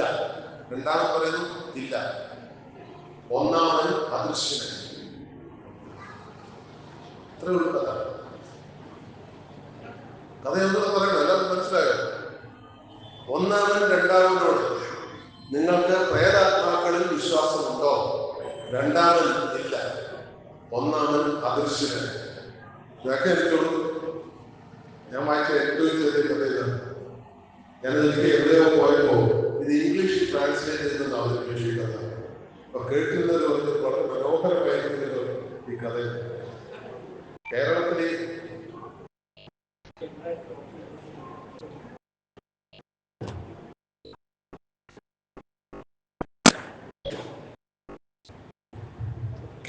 ഈ കഥ എത്ര പേര് കേട്ടിട്ടുണ്ടാവുമെന്ന് എനിക്കറിയില്ല. ഇപ്പോൾ വളരെ പ്രശസ്തനായ ഒരു കഥാകൃത്തും വിമർശകനും ഒക്കെയാണ്. അപ്പൊ ഞാൻ പറഞ്ഞു വന്നത് ഇത്രയേ ഉള്ളൂ. ജീവിതത്തിന്റെ സാർത്ഥകതയും നിരർത്ഥകതയും ഒന്നും നിർവചിക്കാൻ നമുക്ക് കഴിയില്ല. പക്ഷെ ജീവിച്ചിരിക്കുന്ന കാലം അത് ധന്യമാക്കാൻ നമുക്ക് മാത്രമേ കഴിയൂ. നമ്മുടെ ജീവിതത്തെ കരുപിടിപ്പിക്കാൻ, നമ്മുടെ ജീവിതത്തെ നിർവചിക്കാൻ നമുക്ക് ആർക്കും വിട്ടുകൊടുക്കാൻ കഴിയില്ല. അത് നമുക്ക് മാത്രമേ കഴിയൂ. സ്ത്രീകളോട് എനിക്കൊരു കഥ പറയാനുണ്ട്. ഞാൻ അടുത്ത കാലത്ത് വായിച്ചൊരു കഥയാണ്. അത് സ്ത്രീകൾ മാത്രം കേട്ടിരിക്കേണ്ട കഥയാണ്. ഒരു സ്ത്രീ എപ്പോ വീട്ടിൽ ചെന്നാലും, ഇത് ഞാൻ വായിച്ച കഥയാണ്, ഒരു സ്ത്രീ എപ്പോ വീട്ടിൽ ചെന്നാലും അവർക്ക് സമയമില്ല. വസ്ത്രം കഴുകണം, ഭക്ഷണം ഉണ്ടാക്കണം, ഭർത്താവ് വരുമ്പോഴത്തേക്ക് എല്ലാം റെഡിയാക്കി വെക്കണം, കുട്ടികൾ രാവിലെ സ്കൂളിൽ പോകാൻ എല്ലാം തയ്യാറാക്കി വെക്കണം. അവർക്ക് ഒന്നിനും സമയമില്ല. ഒന്ന് പുറത്ത് പോകാൻ പോകില്ല, വീട്ടുകാര്യങ്ങൾ നോക്കണ്ടേ. ഒരു സിനിമയ്ക്ക് പോകാൻ പോകില്ല, എൻ്റെ വീട്ടിലെ കാര്യങ്ങൾ മുടങ്ങില്ലേ. 24 മണിക്കൂർ രാത്രി മര്യാദ ഉറങ്ങൂല. രാവിലെ കച്ചുവെടുപ്പാകത്ത് എഴുന്നേറ്റ് എല്ലാ പണികളും തുടങ്ങും. ജോലിക്ക് ഒരാളെ നോക്കാൻ പറഞ്ഞാൽ അവരുടെ ചേക്കൂല. എന്താ കാര്യം? എൻ്റെ വീട്ടിലെ മക്കളുടെയും ഭർത്താവിന്റെയും കാര്യങ്ങൾ ഞാൻ തന്നെ നോക്കണം, നിർബന്ധമാണ്. അങ്ങനെ കുറെ കാലം കഴിയുമ്പോൾ അവർ രോഗാതുരയായി, മാറാത്ത ക്യാൻസർ രോഗം വരും. അപ്പൊ അവരാകെ സങ്കടത്തിലായിട്ട് കാര്യമുണ്ടോ? മാറാൻ രോഗമാണ് അത്. ക്യാൻസറിനൊരു പ്രത്യേകത, ആദ്യകാലത്തൊക്കെ കണ്ടുപിടിച്ചു കഴിഞ്ഞാൽ അത് രക്ഷപ്പെടാൻ പറ്റും. ഒരു 3rd സ്റ്റേജ് 4th സ്റ്റേജ് ഒക്കെ ആയി കഴിഞ്ഞാൽ രക്ഷപ്പെടാൻ വിഷമമാണ്. വൈകിപ്പോയതുകൊണ്ട് അവർ മരണത്തിന് കീഴടങ്ങി. ഈ കഥ പറയുന്നത് ഈ ഗൃഹനാഥന്റെ ഒരു സുഹൃത്ത് എഴുതുന്ന രീതിയിലാണ് ഈ കഥ. അവര് മരണമടഞ്ഞ ശേഷം ഒരു 6 മാസം കഴിഞ്ഞിട്ട് ഈ സുഹൃത്ത് ഈ വീട്ടിൽ ഒരു സന്ദർശനത്തിന് നിന്ന് ബെല്ലടിക്കുമ്പോൾ മോളാണ് ഇറങ്ങി വരുന്നത്. അപ്പം മോളോടെ ചോദിക്കുന്നു, അച്ഛൻ ഇവിടെ ഇല്ലേ? ഇല്ല, അച്ഛൻ ടെന്നീസ് ക്ലബിൽ കളിക്കാൻ പോയിരിക്കുക. മരിച്ച സ്ത്രീയുടെ ഭർത്താവ് അച്ഛൻ ടെന്നീസ് ക്ലബിൽ കളിക്കാൻ പോയിരിക്കുക. അത് കഴിഞ്ഞപ്പോൾ മോളോടെ ചോദിക്കുന്നു, നിങ്ങൾ ആരൊക്കെ ഇവിടെയുണ്ട്? ഞാനിപ്പോ ഡാൻസ് ക്ലാസ്സിൽ പോകാൻ പോവാണ്. എൻ്റെ അനിയൻ അവന്താ ഫുട്ബോൾ കളിക്കാൻ ഗ്രൗണ്ടിലേക്ക് പോയി. അപ്പൊ ഇവിടെ ആരുണ്ട്? അതിവിടെ ഒരു ജോലിക്കാരി ഉണ്ടാവും, അവരിവിടെ ഉണ്ടാവും. അപ്പൊ ഈ സുഹൃത്ത് ഭർത്താവിനെ അന്വേഷിച്ച് ടെന്നീസ് ക്ലബിൽ പോയി. ടെന്നീസ് ക്ലബിൽ ചെന്നപ്പോൾ അയാൾ ടെന്നീസ് കളിച്ചുകൊണ്ട് നിൽക്കുക. അപ്പൊ ഈ സുഹൃത്ത് പറഞ്ഞു, ഞാൻ നിന്നെ വീട്ടിൽ വന്ന് അന്വേഷിച്ചു, ഞാൻ വിചാരിച്ചു ദുഃഖമൊക്കെ ആചരിച്ച് വീട്ടിലുണ്ടാവും. അപ്പൊ ഈ ഭർത്താവ് പറഞ്ഞ്, അങ്ങനെ എന്നും ദുഃഖിച്ചിരിക്കാൻ പറ്റില്ല. 1 മാസമൊക്കെ ഞങ്ങൾ ദുഃഖിച്ചിരുന്നു, ഞങ്ങൾ ജീവിതം പുനരാരംഭിച്ചു. ഞാനിപ്പോൾ എല്ലാ ദിവസവും ടെന്നീസ് ക്ലബിൽ വരുന്നത്. എൻ്റെ മോള് പഴയതിന് സന്തോഷമൊക്കെയാണ്. കാരണം എൻ്റെ ഭാര്യയുള്ള സമയത്ത് അവളുടെ ഡാൻസ് ക്ലാസ്സിന് പോയില്ല, അവൾ ചീത്തയായി പോകുന്നത്. എന്നെ ടെന്നീസ് കളിക്കാൻ പറ്റില്ല, നിങ്ങൾ വായുവൊക്കെ നടക്കുന്നത്. അത് രണ്ടും ഇപ്പോൾ നടക്കുന്നു. എനിക്ക് ടെന്നീസ് കളിക്കാം, എൻ്റെ മോൾക്ക് ഡാൻസ് കളിക്കാം. ഇനി എൻ്റെ മോനാണ്, അവൻ പരമാവധി സന്തോഷമാണ്. അവൻ്റെ ജീവിതത്തിൽ അവൻ ഏറ്റവും സന്തോഷിക്കുന്നത് ഫുട്ബോൾ കളിക്കാനാണ്. ഞാൻ പറഞ്ഞാലും അവൾ വിടില്ലായിരുന്നു, വീട്ടിൽ അടക്കി പിടിച്ച് വെച്ചുകൊണ്ടിരിക്കുകയാണ്. അവനിപ്പോൾ ഡെയിലി ഫുട്ബോൾ കളിക്കാൻ പോകുന്നു. എന്ന് മാത്രമല്ല, മോൾ ഡാൻസ് പഠിച്ചു തുടങ്ങിയതിന് ശേഷവും മോൻ ഫുട്ബോൾ കളിച്ചതിന് ശേഷവും അവരുടെ സ്കൂളിലെ പെർഫോമൻസും ബെറ്ററായി, നല്ല മാർക്ക് വാങ്ങിക്കുന്നു. പിന്നെ ഭക്ഷണം ഉണ്ടാക്കാനും തുണി കഴുകാനും ഒക്കെ വീട്ടിലൊരു ജോലിക്കാരുണ്ട്. എനിക്ക് ശമ്പളം ഉണ്ടല്ലോ, അതുകൊണ്ട് ഞാൻ അവരെ ശമ്പളം കൊടുത്ത് നിർത്തിയിട്ടുണ്ട്. ഞങ്ങളിപ്പോൾ വളരെ ഹാപ്പിയാണ്. ഇപ്പൊ ഈ ഭാര്യ മരിച്ചു പോയതുള്ള കുടുംബം ഭയങ്കര ഹാപ്പിയായി. എല്ലാ ഭാര്യമാരും ഓർത്തിരിക്കുന്നത് നല്ലതാണ്. അമിതമായി നിങ്ങൾ കൈകടത്തണ്ടാത്തടുത്ത് കൈകടത്തരുത്. ഓരോ വ്യക്തിക്കും വൈയക്തികമായ സ്വാതന്ത്ര്യം ആവശ്യമാണ്. അപ്പൊ നമ്മുടെ ഒരു ഫീലിങ് നമ്മളില്ലെങ്കിൽ ഈ ലോകം നടക്കില്ല. അത് ആ ഫീലിംഗ് കൂടുതൽ സ്ത്രീകൾക്കാണ്. ഇവിടെ ഞാൻ പറഞ്ഞത് പുരുഷന്മാർക്ക് അത്രയില്ല. പഞ്ചായത്തിലൊരു കഥയുണ്ട്, അത്യാഗ്രഹിയുടെ തല ചക്രം കറങ്ങിക്കൊണ്ടിരിക്കുന്നത്. ആ കഥയിലേക്ക് ഞാനിപ്പോൾ പോകുന്നില്ല. പക്ഷെ ഏതാണ്ട് അതുപോലെയാണ് ഈ അമിത ഇൻവോൾവ്മെന്റ് വരുമ്പോൾ തല ചക്രം കറങ്ങിക്കൊണ്ടിരിക്കും. അവർക്ക് വിശ്രമത്തിന് സമയം ഉണ്ടാവില്ല, ഉറങ്ങുന്ന സമയം കിട്ടുന്നില്ല. ഒന്ന് മാറി ചിന്തിച്ചു നോക്കും, എന്തിനാണ് ഇതെല്ലാം കൂടി ഇങ്ങനെ കൈയടക്കി പിടിച്ചോണ്ടിരിക്കുന്നത്? അത് പുരുഷന്മാരും അങ്ങനെ തന്നെ. ഓരോ വ്യക്തിക്കും നമ്മൾ സ്വാതന്ത്ര്യം കൊടുത്തു നോക്കും, അവരുടെ സർഗാത്മകമായ കഴിവുകൾ പുറത്തേക്ക് വരും. നമ്മളെന്താ ചെയ്യുന്നത്? നമുക്കൊരു സ്റ്റീരിയോ ടൈപ്പിംഗ് എന്ന് പറയുന്നൊരു പ്രത്യേകതയുണ്ട്. ഞാൻ എങ്ങനെ ജീവിച്ചോ എൻ്റെ മോനും മോളും അതുപോലെ ജീവിക്കണം. അവരെ ഒന്നഴിച്ചു വിടും, അവരും ജീവിക്കട്ടെ. കാലം മാറുകയല്ലേ. ഇന്ത്യയിൽ മാത്രമുള്ളൊരു കുഴപ്പമായിരുന്നു. വിദേശ രാജ്യങ്ങളിൽ പലർക്കും 16 വയസ്സ് കഴിഞ്ഞാൽ പിന്നെ കുട്ടികൾ മാറി താമസിക്കണം. അച്ഛൻ്റെ അമ്മയുടെ കൂടെ നിൽക്കില്ല. അച്ഛൻ്റെ അമ്മയുടെ കൂടെ നിന്ന് കഴിഞ്ഞാൽ എന്താ വിഷമവും. കഴിഞ്ഞ ആഴ്ച കുറെ 1ാം വർഷ ബിരുദ വിദ്യാർത്ഥികൾക്ക് ഒരു ഓറിയന്റേഷൻ ക്ലാസ് എടുക്കാൻ ഞാൻ പോകണ്ടേ. ഒരു വലിയ ഓഡിറ്റോറിയത്തിൽ 10,900 കുട്ടികളുണ്ട്. ഞാൻ കുട്ടികളോട് ചോദിച്ചു, നിങ്ങൾക്ക് ഏറ്റവും ഇഷ്ടമില്ലാത്തത് എന്താണ്? നിങ്ങൾക്ക് ഏറ്റവും ഇഷ്ടമില്ലാത്തത് എന്താണ്? എനിക്കറിയാം എനിക്ക് ഉത്തരം പറയുന്നത്. അതുകൊണ്ടാണ് ചോദ്യം ചോദിച്ചത്. അപ്പൊ കുറച്ചു നേരം അവർ തർക്കിച്ചു. എന്നിട്ടൊരു പെൺകുട്ടി എഴുന്നേറ്റ് പറഞ്ഞു, ഉപദേശം. കുട്ടികൾക്ക് ഏറ്റവും ഇഷ്ടമില്ലാത്തത് ഉപദേശമാണ്. പക്ഷെ രക്ഷിതാക്കൾ ഏറ്റവും കൂടുതൽ എഴുതുന്നത് ഉപദേശമാണ്. ഈ ഉപദേശം കൊടുക്കുന്നതിന് ഒരു പ്രത്യേകതയുണ്ട്. ഒരിക്കലും ഞാനൊരു കോളേജിന്റെ പ്രിൻസിപ്പലായിട്ട് വർക്ക് ചെയ്യുന്ന സമയത്ത് ഒരമ്മ മോളെ കൂട്ടി ഏറ്റെടുത്തോളൂ. അമ്മയ്ക്ക് ഭയങ്കര പരാതി. സാറവൻ എപ്പോഴും സീരിയൽ കാണുക. ഇപ്പോഴല്ല, ഇപ്പൊ കുട്ടികൾ സീരിയലിൽ കാണാറില്ല. ഒരു 10-15 കൊല്ലം മുമ്പുള്ള കഥയാണ്. ഇവളെപ്പോഴും സീരിയൽ കാണാൻ ടി വി. അപ്പൊ ഞാൻ വളരെ ലഘുവായിട്ടൊരു ചോദ്യം ചോദിച്ചു, ആരാണ് ടി വി ഓൺ ചെയ്യാറ്? അത് ഞാനാണ് സാർ, അമ്മയാണ് പറഞ്ഞത്. ആരാണ് സീരിയൽ വെക്കുന്നത്? അത് ഞാനാണ് സാർ, അമ്മയാണ് പറഞ്ഞത്. ആരാണ് ടി വി ഓഫ് ചെയ്യാറ്? അതും ഞാനാണ് സാർ, അതും അമ്മയാണ്. അപ്പൊ അമ്മ വെച്ച് അമ്മ കണ്ടുകൊണ്ടിരിക്കുന്ന സീരിയല് മോളും കൂടി കാണുന്നു. ഇതാണ് പരാതി. എന്നിട്ട് മോളെ ഉപദേശിച്ചു അല്ല കഴിയുള്ളൂ. ഒരു കാര്യമില്ല. കാരണം അമ്മയോടെ പറഞ്ഞു, ആ കുട്ടി ഒന്ന് എത്തിനായിട്ട് പുറത്തേക്കട്ടെ എന്ന് പറഞ്ഞ് കുട്ടിയെ പുറത്ത് നിർത്തിട്ട് ഞാൻ പറഞ്ഞു, കുട്ടിയെ ഒന്നും പറയണ്ട, ഇതിന്റെ എല്ലാ കുഴപ്പം നിങ്ങളുടെ തന്നെയാണ്. നിങ്ങൾ ടി വി ഓൺ ചെയ്യുന്നു, നിങ്ങൾ സീരിയൽ വെക്കുന്നു, നിങ്ങൾ കാണുന്നു, പിന്നെ കുട്ടി കാണുമെന്ന് പറയാൻ പറ്റും. അവർക്ക് നിങ്ങളെ പോലത്തെ തലച്ചോറല്ലേ ഉള്ളത്. നിങ്ങളത് വെക്കണ്ടെന്ന് പറഞ്ഞാൽ മതി. എന്റെ മോൾക്ക് SSLC റാങ്ക് കിട്ടിയപ്പോ അന്ന് നമ്മുടെ ശങ്കരനാരായണജി മിനിസ്റ്ററായിരുന്നു. പാലക്കാട്ട് വെച്ച് എന്തോ കുറെ സ്വർണ്ണ സമ്മാനങ്ങളൊക്കെ കൊടുക്കുന്ന ഒരു പതിവുണ്ട്. അപ്പൊ ആ ചടങ്ങ് ചെന്നപ്പോ ശങ്കർജി ചോദിച്ചു, പിള്ളേ നിങ്ങള് മോളെ പഠിപ്പിച്ച് റാങ്ക് വാങ്ങിയിരിക്കല്ലേ? ഞാൻ അദ്ദേഹത്തോട് പറഞ്ഞു, എന്റെ പൊന്നു ശങ്കർജി, ഞാൻ എന്റെ മോളെ ഇതുവരെ ഒരു അക്ഷരം പറഞ്ഞു കൊടുത്തിട്ടില്ല. സത്യമാണോ? ഞാൻ എന്റെ മക്കൾ പഠിപ്പിച്ചിട്ടേ ഇല്ല. പക്ഷെ ഒരു കാര്യമുണ്ട്, വൈകുന്നേരം വീട്ടിലെത്തിക്കഴിഞ്ഞാൽ ഞാൻ എപ്പോഴും പുസ്തകത്തിന്റെ പുറകെ. എന്റെ ഒരു ദുശീലം അന്ന് വായനയാണ്, ഇപ്പൊ കേൾവിയാണ്. ഇപ്പൊ കേൾവിന്നൊക്കെ യൂട്യൂബിൽ ഒരുപാട് നോളജ് ബിറ്റ്സ് ഉണ്ട്. കേട്ടാലും തീരില്ല. രാത്രി കിടക്കാൻ നടക്കാൻ ഞാൻ യൂട്യൂബ് വെച്ചുണ്ടാക്കാം. കേട്ടം മറന്നിട്ടു. ആർക്കും ആ ശീലം ഉണ്ടോന്ന് അറിയില്ല. പണ്ടൊന്നും അതില്ലായിരുന്നു. അന്നൊക്കെ പുസ്തക വായനയാണ്. അപ്പോൾ അന്ന് എല്ലായിടത്തും പുസ്തകങ്ങൾ കൊണ്ടുപോയി. ഡൈനിങ് ടേബിളിൽ ഒരു പുസ്തകം ഉണ്ടാവും. എന്തിന് ഡൈനിങ് ടേബിൾ? എൻ്റെ കക്കൂസിൽ ഉൾപ്പെടെ ഞാൻ പുസ്തകം വെക്കുമായിരുന്നു.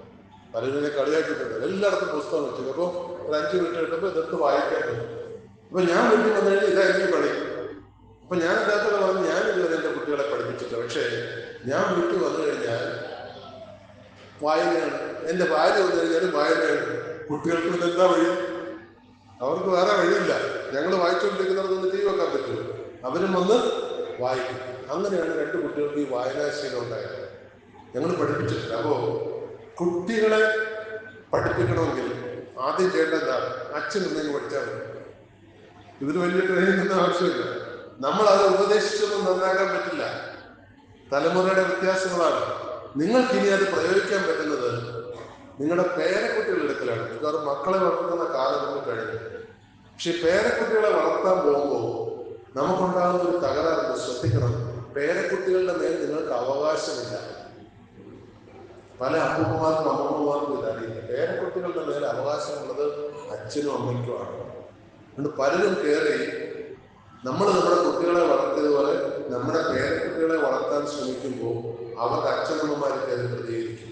അതുകൊണ്ട് അതിന് ചാൻസ് കൊടുക്കുന്നത് പേരക്കുട്ടികളെ നമ്മൾ ഗൈഡിങ് ബൈ മോഡലെയാക്കാം നമ്മുടെ ജീവിതത്തിൽ.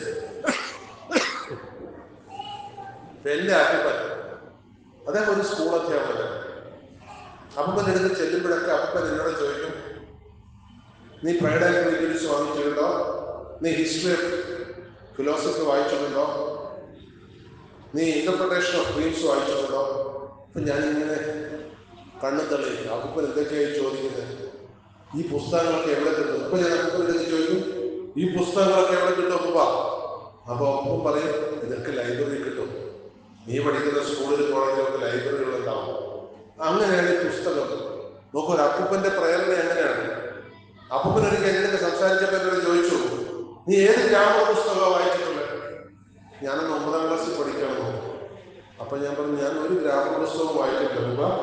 എന്റെ ഇംഗ്ലീഷ് പുസ്തകത്തിന്റെ അവസാനം ഓരോ പാഠത്തിലും കുറച്ച് ഗ്രാമർ ഉണ്ടാവും, പ്രിപ്പോസിഷൻസും പ്രോവർബ്സും ആഡ്വർബ്സും എല്ലാം ഉണ്ടാവും. ഞാൻ അതാണ് വായിക്കുന്നത്. അപ്പൊ അപ്പൂപ്പൻ പറഞ്ഞു, അത് പോരാ, നീ റെൻ ആൻഡ് മാർട്ടിന്റെ കണ്ടംപററി ഇംഗ്ലീഷ് ഗ്രാമർ പഠിക്കണം. റെൻ ആൻഡ് മാർട്ടിൻ നിങ്ങൾ കേട്ടിട്ടുണ്ടോ? Wren and Martin. അപ്പൊ ഞാൻ അപ്പൂപ്പനോട് ചോദിച്ചപ്പോ റെൻ ആൻഡ് മാർട്ടിൻ അതെനിക്ക് എവിടെ കിട്ടും? ഞാൻ FAQ പഠിച്ചൊരു പുസ്തകം ഇവിടെ ഉണ്ടാവും, ഞാനത് തപ്പെടുത്ത് തരാമെന്ന് പറഞ്ഞു. അപ്പൊ അപ്പൂപ്പൻ തപ്പെടുത്തന്നു എന്താ കുഴപ്പമെന്നറിയാമോ? അപ്പൂപ്പൻ FAQ പറഞ്ഞ ഇന്നത്തെ പ്രീഡിഗ്രിക്ക് തുല്യമായിട്ട് എന്നുള്ളതാണ്. ആ പുസ്തകത്തിൽ ഒരു പേജ് അടക്കുമ്പോൾ അത് പൊടിഞ്ഞു പോകാതിരിക്കണമെങ്കിൽ കൈ സപ്പോർട്ട് ചെയ്ത് വേണം തിരിക്കാൻ, ഇല്ലെങ്കിൽ അത് പൊടിപൊടിയായിട്ട് പോകും. അത്ര പഴയ പുസ്തകമാണ്. ആ പുസ്തകം ഞാൻ നീതി പോലെ സൂക്ഷിച്ചു. അതിന്റെ ഗുണം എനിക്ക് ജീവിതത്തിൽ ഉണ്ടായി.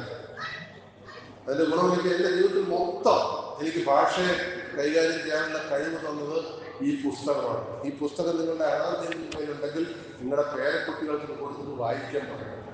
എത്ര പേർക്ക് പുസ്തകം ഉണ്ടെന്നറിയില്ല. ഞാൻ ചില ഇംഗ്ലീഷ് ടീച്ചേഴ്സിനോട് ചോദിച്ചപ്പോൾ അവരും കൂടി പുസ്തകം കണ്ടിട്ടില്ല എന്ന്. ഇത്ര മഹത്തായ ഒരു പുസ്തകം ഇംഗ്ലീഷിലില്ല. റെൻ ആൻഡ് മാർട്ടിൻ, REN ആണ്. ആ പുസ്തകത്തിന് അത്ഭുതങ്ങൾ ചെയ്യാൻ കഴിയും. ആ പുസ്തകം ഒരിക്കൽ വായിച്ചിട്ടുള്ളവന് തെറ്റില്ലാതെ ഇംഗ്ലീഷ് അസലായിട്ട് പറയാൻ കഴിയും. അടുത്ത കാലത്ത് ഞാനിപ്പോൾ കോഴിക്കോട് റെഞ്ചൽ കോളേജിൽ കോളേജിൽ അവിടുത്തെ ഒരു ഫസ്റ്റ് ഇയർ കുട്ടി എനിക്ക് കുറച്ച് മെസ്സേജ് അയച്ചു. അവിടെ വേണ്ട റിക്വയർമെന്റ് വിളിച്ചു. ആ മെസ്സേജ് കണ്ടപ്പോൾ ഞാൻ അത്ഭുതപ്പെട്ടു. എന്താ പറയുക, ഒരു ഇംഗ്ലീഷിലെ പോസ്റ്റ് ഗ്രാജുവേറ്റ് ക്വാളിഫിക്കേഷനുള്ള ഒരാൾ എഴുതുന്നതിനേക്കാൾ ശുദ്ധമായ ഇംഗ്ലീഷിലാണ് ആ കുട്ടി എനിക്ക് മെസ്സേജ് അയച്ചിരിക്കുന്നത്.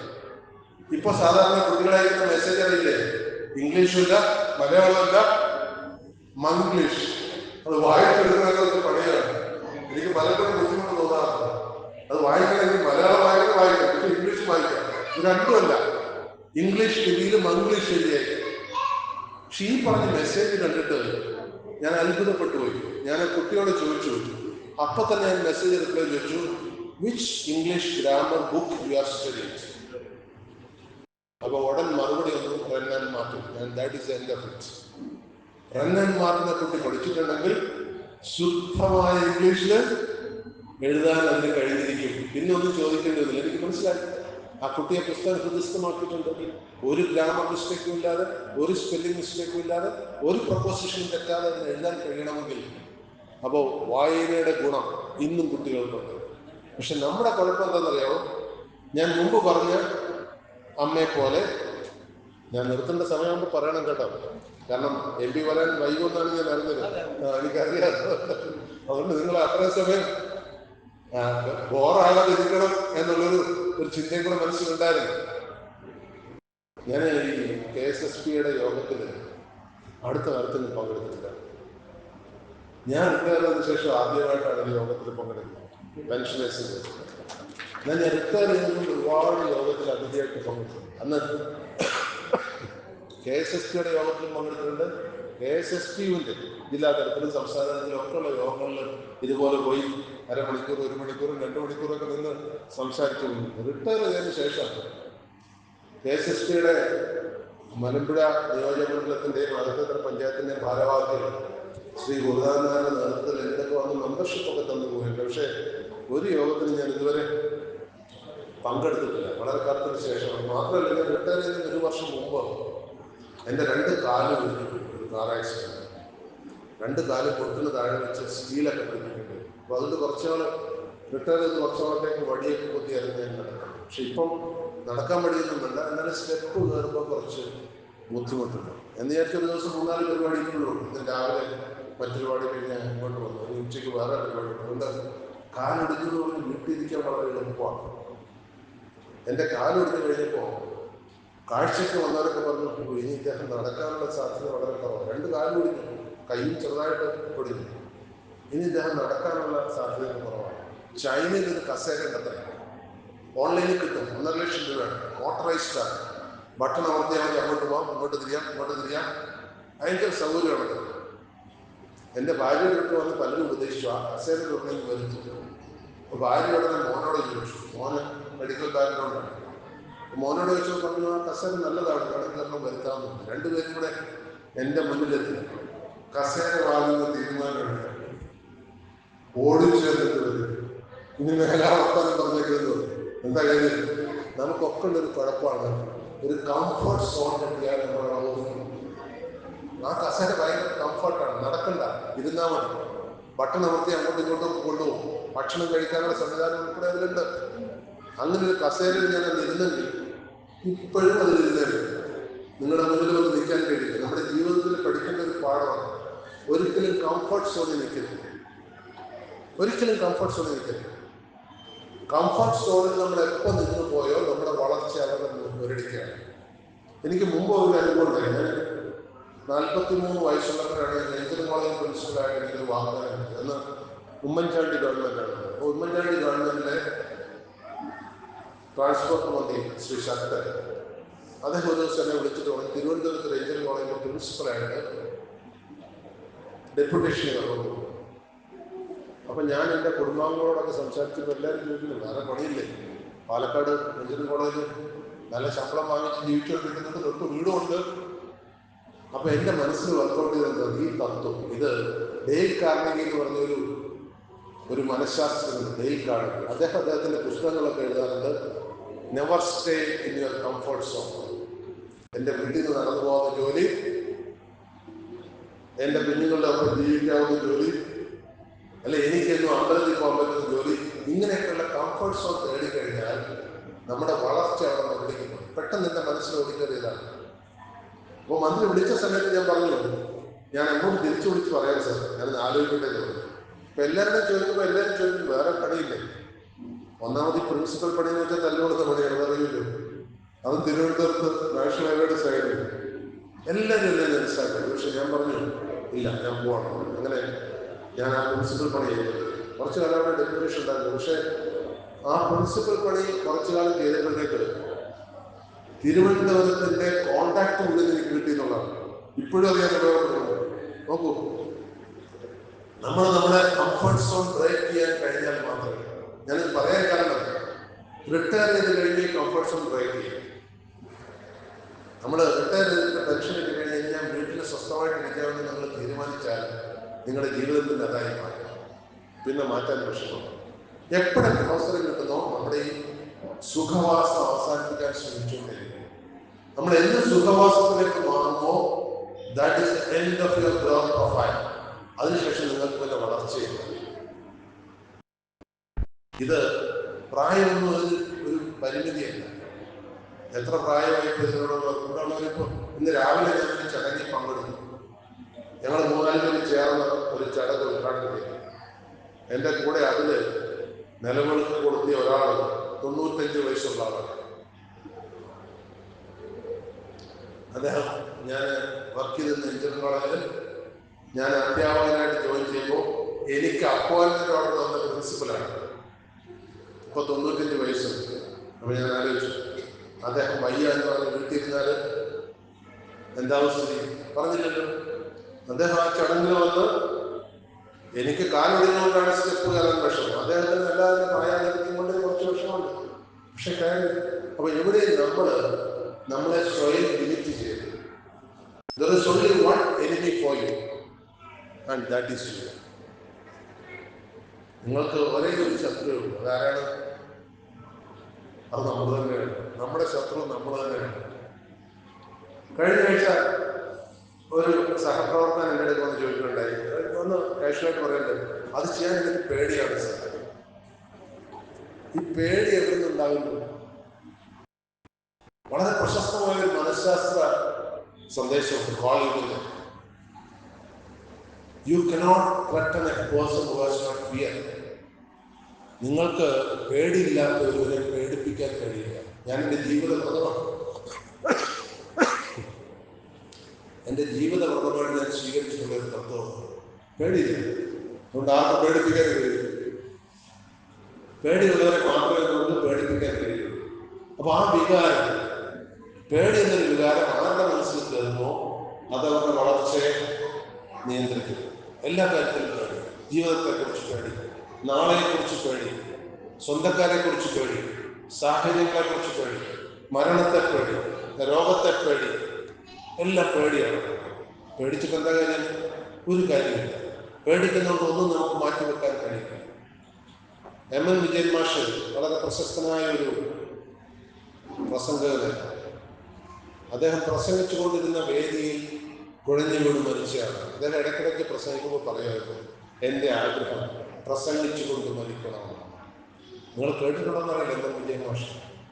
അദ്ദേഹം ഇടതുപക്ഷ ചിന്തകനാണ്. പക്ഷെ ഇടതുപക്ഷത്തെ ഇത്രയും അധികം വിമർശിച്ച മറ്റൊരു പ്രസംഗമില്ല എന്നുള്ളതാണ് സത്യം. അദ്ദേഹം ഇടതുപക്ഷത്തിലെ സ്ഥാപന വർഗത്തെ അങ്ങേയറ്റം വിമർശിക്കുകയാണ്. എന്ന് മാത്രമല്ല, സുമാർ അഴീക്കോടിനെ പോലെ ഇടയ്ക്കിടയ്ക്ക് കുപ്പായം മാറ്റുന്ന പതിവ് അദ്ദേഹത്തിന് ഉണ്ടായിരുന്നു. അദ്ദേഹം ഒരേ കുപ്പായത്തിൽ ജീവിച്ച് ഒരേ കുപ്പായത്തിൽ മരിച്ച ഒരു പ്രഗത്ഭനായ പ്രസംഗനാണ്. അസ്ഥി പിടിച്ച ഇടതുപക്ഷത്തിലാണ്. പക്ഷേ അദ്ദേഹം ഇടതുപക്ഷ രാഷ്ട്രീയക്കാരനാണെന്ന് ചോദിച്ചു കഴിഞ്ഞാൽ ഞാൻ അല്ലാതെ. കാരണം അദ്ദേഹം രാഷ്ട്രീയത്തിനപ്പുറത്തായിട്ട് ദീർഘദർശിത്വമുള്ള ഒരു ചിന്തകനാണ്. അതുകൊണ്ടാണ് അദ്ദേഹത്തിന് പ്രസംഗിച്ചുകൊണ്ടിരിക്കുമ്പോൾ തന്നെ മരിക്കാൻ കഴിയുന്നത്. അത്ര പുണ്യം അദ്ദേഹം ചെയ്തിട്ടുള്ളത്. അതുപോലെ മറ്റൊരാളുണ്ട്, APJ അബ്ദുൽ കലാം. നിങ്ങൾ കേട്ടിട്ടുണ്ടാവും.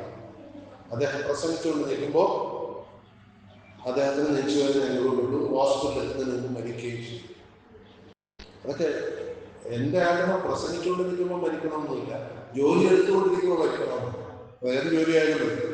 അതൊരു പുണ്യമാണ്. കാരണം നമ്മുടെ നിയന്ത്രണത്തിലുള്ള ഒന്നല്ല, നമുക്ക് ആഗ്രഹിക്കാനും കഴിയില്ല. മരണത്തെക്കുറിച്ച് നിങ്ങൾ എന്താഗ്രഹിക്കുന്നു അത് അബദ്ധ സഞ്ചാരമാണ്. അതുകൊണ്ട് അത് ചിന്തിക്കാതെ, യുധിഷ്ഠിരൻ പറഞ്ഞതുപോലെ അതിനെക്കുറിച്ച് ചിന്തിക്കാതെ ജീവിക്കാൻ കഴിയുന്നതാണ് ധൈര്യമാണ്. നമുക്ക് ഒന്നിനെ പേടിക്കേണ്ടതില്ല. എന്തിനെ പേടിക്കേണ്ട? രോഗത്തെ പേടിക്കണം. നമുക്ക് മാത്രമല്ല രോഗം. രോഗമില്ലാത്ത ആരും ഈ ഭൂമിയിലില്ല. രോഗം പ്രകൃതിയുടെ ഒരു കടിഞ്ഞാണെന്ന് പറയാം. ഇപ്പൊ പലരും എൻ്റെ വന്നിട്ട് ചില രോഗങ്ങളെ കുറിച്ച് പറയുമ്പോൾ ഭയങ്കര വിഷമത്തോടെയാണ് പറയുന്നത്. എനിക്ക് കൊളസ്ട്രോൾ ഉണ്ട്, എനിക്ക് ബ്ലഡ് പ്രഷർ ഉണ്ട്.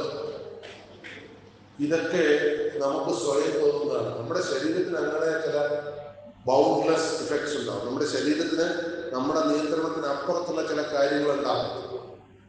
അതൊരളവ് വരെ നമുക്ക് നിയന്ത്രിക്കാൻ കഴിയും. നമുക്കൊക്കെ ഒരു കുഴപ്പം എന്താണെന്നറിയാമോ? നമ്മൾ അധികവും മറ്റുള്ള ഉപദേശങ്ങളും കൺസൾട്ടിങ് തേടിയാണ് നടക്കുന്നത്.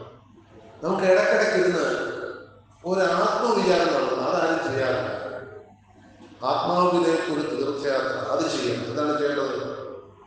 നമ്മുടെ ശരീരത്തെ ഏറ്റവും നന്നായിട്ട് അറിയുന്ന ആർക്കാണ്? ഡോക്ടർക്കാണോ നിങ്ങൾക്കാണോ? സംസ്കൃതത്തിലൊരു ശ്ലോകമുണ്ട്, ശരീരമദ്യം കർമ്മസാധനം. നമ്മുടെ ശരീരത്തെ ഏറ്റവും കൂടുതൽ അറിയാവുന്ന നമുക്കാണ്. എനിക്കൊരു ജലദോഷം ഉണ്ടാകാൻ പോകുന്നത് 2 ദിവസം മുന്നേ എനിക്കറിയാം. എനിക്ക് ജലദോഷം വരുന്നുണ്ട്. ഞാൻ കുടിക്കുന്ന വെള്ളത്തിന് എന്തെങ്കിലും മാലിന്യം ഉണ്ടെങ്കിൽ അപ്പോൾ എന്റെ തൊണ്ട പറയും ഇത് മാലിന്യജലമാണ്. എല്ലാവർക്കും ഈ കഴിവുണ്ടോന്ന് അറിയില്ല. തൊണ്ടയിലെ സ്ഥലം, തൊണ്ടയിലെ സ്കിൻ വളരെ നേർത്തതായിട്ടുള്ളവർക്ക് അറിയാം കുടിവെള്ളത്തിനകത്ത് മാലിന്യം ഉണ്ടെങ്കിൽ അപ്പം തൊണ്ട റിയാക്ട് ചെയ്യും. കുറേ ദൂരം പുകയുണ്ടെങ്കിൽ എനിക്കറിയാം അവിടെ പുകയുണ്ട്. ഇതുപോലെ നിങ്ങൾക്ക് ഓരോരുത്തർക്കും വ്യത്യസ്തമായ കഴിവുണ്ട്. നമ്മുടെ 5 സെൻസസ് പലരിലും പലതരത്തിലാണ് വർക്ക് ചെയ്യുന്നത്. അതുകൊണ്ട് ഇന്നലെ ഞാനൊരു ക്ലാസ് എടുത്തുകൊണ്ടിരിക്കുകയാണ് ഡിസാസ്റ്റർ മാനേജ്മെന്റിനെ കുറിച്ച്. അപ്പൊ ഞാൻ കുട്ടികളോട് പറഞ്ഞൊരു കാര്യം എന്തെന്നല്ലേ, നിങ്ങളുടെ വീട്ടിൽ ഒരു കിണറുണ്ട്, വർഷങ്ങളായിട്ട് ഉപയോഗിക്കാത്ത ഒരു കിണറാണ്. ആ കിണറിനകത്തേക്ക് ഒരാളെ നിങ്ങൾക്ക് ക്ലീൻ ചെയ്യാൻ പറ്റണം. നിങ്ങൾ എന്ത് ചെയ്യും? വെറുതെ ഒരാളോട് ഇറങ്ങി കിണറ് ക്ലീൻ ചെയ്ത് വന്നു കഴിഞ്ഞാൽ അയാൾ അതിനകത്ത് മരിച്ചു വേണം. ഒരു സംശയമില്ല. കാരണം കെട്ടി നിൽക്കുന്ന ജലമുള്ള കിണറ്റിന്റെ മുകളിൽ ഓക്സിജൻ ഉണ്ടാവില്ല. അവിടെ ഉണ്ടാകുന്ന മീഥൈൻ, അമോണിയ, കാർബൺ ഡയോക്സൈഡ്. ഇത് 3 ശ്വസിച്ച് മനുഷ്യൻ ജീവിക്കാൻ കഴിയില്ല. മനുഷ്യന്റെ പ്രത്യേകത വായു ഇല്ലാതെ 7 മിനിറ്റ് ജീവിക്കാൻ പറ്റുള്ളൂ. ശുദ്ധവായു ഇല്ലാതെ. ശുദ്ധജലം കുടിക്കാതെ 7 ദിവസം വരെ ജീവിക്കും. ഭക്ഷണം കഴിക്കാതെ 7 ആഴ്ച വരെ ജീവിക്കും. ചിലർക്ക് ചിലപ്പോൾ 1 മണിക്കൂറോ ഒരാഴ്ചയോ കൂടുതൽ ഒന്നും വരാം. പക്ഷെ പൊതുവെ ശുദ്ധവായു ശ്വസിക്കാതെ 7 മിനിറ്റ് കൂടുതൽ ജീവിക്കാൻ പറ്റില്ല. അത് മൂക്കടച്ചു വെച്ചാൽ. മൂക്ക് തുറന്നു വെച്ചിരിക്കുകയാണ്.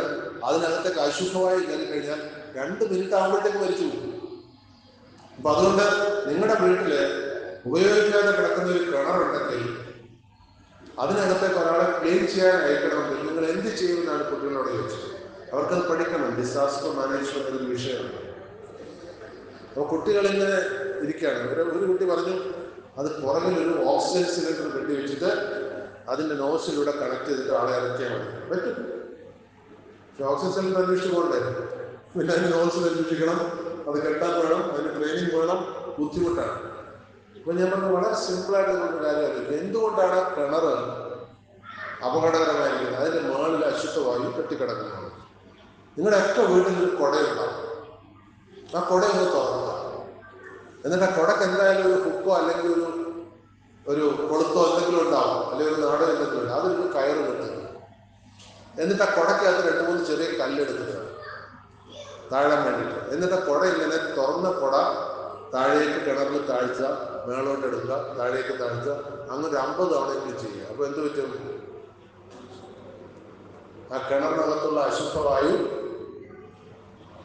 കിണറിന് പുറത്തേക്ക് പോകും. ഓക്സിജൻ ഓടുക. പിന്നെ ആളെ ധൈര്യമായിട്ട് ഇറക്കാം, മരിച്ചു പോകില്ല, ചത്തുപോകില്ല. വളരെ സിമ്പിളായിട്ടുള്ള കാര്യങ്ങളാണ്. നമ്മൾ പലരും ചെയ്യുന്ന ഒരു അബദ്ധമുണ്ട്. നമ്മളെ അടച്ചിട്ട മുറികൾ തുറന്ന് അതിനകത്തേക്ക് ക്ലീൻ ചെയ്യാൻ പറ്റും. അത് ഏറ്റവും കൂടുതൽ കാണിക്കുന്ന സ്ത്രീകളാണ്. കുറേ നാളായിട്ട് അടച്ചിട്ട മുറികൾ തുറന്നിട്ട് അതിനകത്തേക്ക് കയറി കഴിഞ്ഞ് തിരിച്ചിറങ്ങി വരുമ്പോഴത്തേക്ക് തുമ്മി തുടങ്ങും. കുറച്ച് കഴിയുമ്പോൾ മൂക്കടഞ്ഞു തുടങ്ങും, കുറച്ച് കഴിയുമ്പോൾ ജലദോഷമാകും.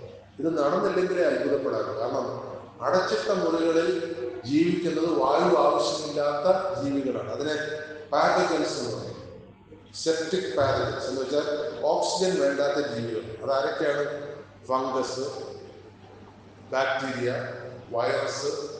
ഈ വൈറസിനും ഫംഗസിനും ഒക്കെ 2 തരമുണ്ട്. എയറോബിക്, അനേറോബിക് ഉണ്ട്. വായു വേണ്ടാത്തതുകൊണ്ട്, വായു വേണ്ടതുണ്ട്. വായു വേണ്ടത് വലിയ അപകടകാരിയല്ല. അത് നമ്മുടെ ചുറ്റുമുണ്ട്. നിങ്ങളുടെ ചുറ്റും നിങ്ങളിപ്പോൾ ശ്വസിച്ചുകൊണ്ടിരിക്കുന്ന ഒരുപാട് സൂക്ഷ്മജീവികളുണ്ട്. അതിനകത്ത് ഈ ഫംഗസും ബാക്ടീരിയ എല്ലാം ഉണ്ട്. കോവിഡിന്റെ അടുക്കള ഉൾപ്പെടെ നിങ്ങൾ ശ്വസിച്ചുകൊണ്ടിരിക്കുന്നുണ്ട്. പക്ഷെ അടച്ചിട്ട മുറിയിൽ രോഗം കൊണ്ടുവരുന്ന സൂക്ഷ്മജീവികൾ മാത്രമേ ഉണ്ടാവൂ. അതുകൊണ്ട് ഇനിയെങ്കിലും അടച്ചിട്ട മുറി നിങ്ങൾക്ക് വൃത്തിയാക്കണമെങ്കിൽ എന്താ ചെയ്യാൻ? അടച്ചിട്ട മുറി വൃത്തിയാക്കണമെങ്കിൽ ആദ്യം അതിന്റെ ഡോറ് തുറന്നിടുക. കുറെ നേരം തുറന്നിടുക. എന്നിട്ട് വല്ല മുറവോ കുടയോ എന്തെങ്കിലും ഉണ്ടെങ്കിൽ അത് വെച്ചിട്ട് പുറത്തുനിന്ന് കുറച്ച് കാറ്റ് വന്നിട്ട് അടച്ചു കയറ്റുക. എന്നിട്ട് കുറെ നേരം അങ്ങനെ നിൽക്കട്ടെ. എന്നിട്ട് 2 മണിക്കൂർ കഴിഞ്ഞ് അതിനകത്തേക്ക് കയറുക.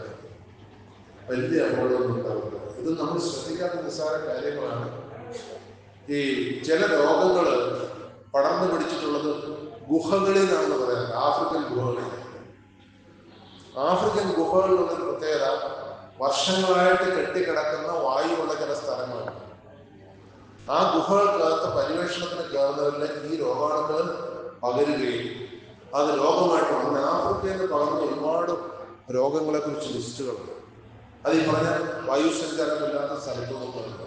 അപ്പൊ ഞാനത് പറഞ്ഞത് വളരെ ചെറിയ ചെറിയ കാര്യങ്ങളിൽ നമുക്ക് ശ്രദ്ധയാകാം. പക്ഷെ ഇതിനെ ഒന്നും കുറിച്ച് നമുക്ക് പേടിക്കേണ്ടതില്ല. പിന്നെ പേടിച്ച് ജീവിക്കുന്ന മനുഷ്യൻ ഒരിക്കലും സന്തോഷം ഉണ്ടാവും. നിങ്ങളെന്നെ ആലോചിച്ച് നോക്കുക. നിങ്ങൾക്ക് എന്തിനും പേടിയാണ്? തൊട്ടതിനെ പിടിച്ചതിന് എല്ലാം പേടിയാണ്. കുട്ടിയൊന്ന് അങ്ങോട്ട് പോയ പേടിയാണ്, കുട്ടിയൊന്ന് ഇങ്ങോട്ട് പോയ പേടിയാണ്, കുട്ടിയൊന്ന് കരഞ്ഞാൽ പേടിയാണ്, ഒരാൾ വൈകിട്ട് വീട്ടിലെത്താൻ 1 മണിക്കൂർ വൈകിയ പേടിയാണ്. തൊട്ടതിനൊക്കെ നമുക്ക് പേടിയാണ്. ഈ പേടി നമ്മുടെ ജീവിതത്തിന്റെ ഒരു ഭാഗമായി മാറും. അതുകൊണ്ട് നമുക്ക് അതിനെയൊക്കെ ഉപേക്ഷിക്കാം. പിന്നെ ജീവിതം ആസ്വദിക്കുന്നത് ഒരു ടെക്നിക്കാണ്. ജീവിതം ആസ്വദിക്കാൻ എല്ലാവരും കൊണ്ടും പറ്റില്ല. ആസ്വദിക്കാനുള്ള ഒരു മാനസികാവസ്ഥ നോക്കണം. ഞാൻ മുമ്പ് സൂചിപ്പിച്ചു, ജീവിതം ആസ്വദിക്കാൻ ഏറ്റവും ബെസ്റ്റ് സമയം എപ്പോഴാണ്? Post retirement. സ്ഥിര ജോലിയുള്ളപ്പോൾ പണ്ട് ജഗദീഷ് പറഞ്ഞതുപോലെ ഒന്ന് ലീവ് എടുത്ത്, ഒരു സർക്കാർ ജോലി വെച്ചിട്ട് വേണം ലീവ് എടുക്കാൻ. എനിക്ക് ജഗദീഷ് സിനിമയിൽ പറയേണ്ടത് അതുപോലെ സർക്കാർ ജോലി വെച്ചിട്ട് ലീവ് എടുത്ത് ആസ്വദിക്കുന്നതുണ്ട്, വളരെ അപൂർവമാണ്. പക്ഷെ അതിനൊരു പരിമിതിയുണ്ട്. ശമ്പളം പോകരുത്. ഈ ശമ്പളം പോകാതെ അത് ആസ്വദിക്കണമെങ്കിൽ തിരുവനന്തപുരം സെക്രട്ടേറിയറ്റിൽ ജോലി ചെയ്യണം. അത് തന്നെ സംഘടന സംസ്ഥാന ഭാരവാഹിയാണ്. ഇപ്പോൾ ഓഫീസിൽ പോകാൻ ചിലപ്പോൾ കുറെ നാൾ ഞാൻ KSRTC ഉപദേശകരായിട്ടാണ്. KSRTC വസ്ത്രമുള്ളവർക്ക് ചില ആളുകൾ വരാറേ ഇല്ല. ഓഫീസിലെ പറയാറില്ല, ഫുൾ ശമ്പളം വാങ്ങുകയാണ്. അപ്പൊ ഞാൻ അവിടുത്തെ അഡീഷണൽ സെക്രട്ടറിയോട് ചോദിച്ചു, ഇതെന്താ ഇവിടെ ഓഫീസിലെ വരാറുണ്ട്? സാറേ അത് തുടർന്ന അവര് സംഘടനാ നേതാക്കന്മാരാണ്, തൊട്ട് കഴിഞ്ഞാൽ ഫുള്ള് ഇഷ്യൂയാണ്. ഞാൻ തൊടാനൊന്നുമില്ല, എനിക്ക് തൊടേണ്ട ആവശ്യമില്ലായിരുന്നു. അങ്ങനെ ചില രീതികൾ ഒഴിച്ചാൽ സർവീസ് കാലത്ത് നമ്മൾ ശമ്പളം വാങ്ങി ജോലി ചെയ്യുന്ന കാലത്ത് നമുക്ക് ആസ്വദിക്കാനുള്ള സമയം കിട്ടില്ല. എനിക്ക് എൻ്റെ ചെറുപ്പകാലത്ത് ഭയങ്കര ആഗ്രഹമായിരുന്നു ലോകത്തിലെ പറ്റുന്ന രാജ്യങ്ങളെല്ലാം കാണണമെന്ന്. റിട്ടയർ ചെയ്യുന്നവരൊക്കെ വളരെ കുറച്ച് രാജ്യങ്ങളെ കാണാൻ പറ്റും. റിട്ടയർ ചെയ്ത് കഴിഞ്ഞാൽ മിക്ക രാജ്യങ്ങളിൽ പോയിട്ടുണ്ട്. എന്താ കാര്യം? ലീവ് എടുക്കണ്ട. പിന്നെ റിട്ടയർ ചെയ്ത് കഴിഞ്ഞാൽ വർക്ക് ചെയ്തൊക്കെ പ്രൈവറ്റ് സ്ഥാപനങ്ങളിലാണ്. അതുകൊണ്ട് പ്രൈവറ്റ് സ്ഥാപനങ്ങളിൽ ലീവ് എടുക്കാൻ ഈ നിയന്ത്രണങ്ങളിൽ വലിയ ബാധകമല്ല.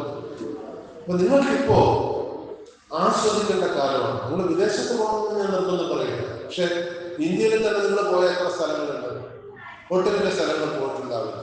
അപ്പം അതിനെ പറ്റിയ കൂട്ടങ്ങൾ. ഞാനിപ്പോൾ തിരുവനന്തപുരത്ത് പോയപ്പോൾ എൻ്റെ ഒരു ബന്ധു റിട്ടയർ ചെയ്തിട്ട് ഒരു കൊല്ലമായിരുന്നു.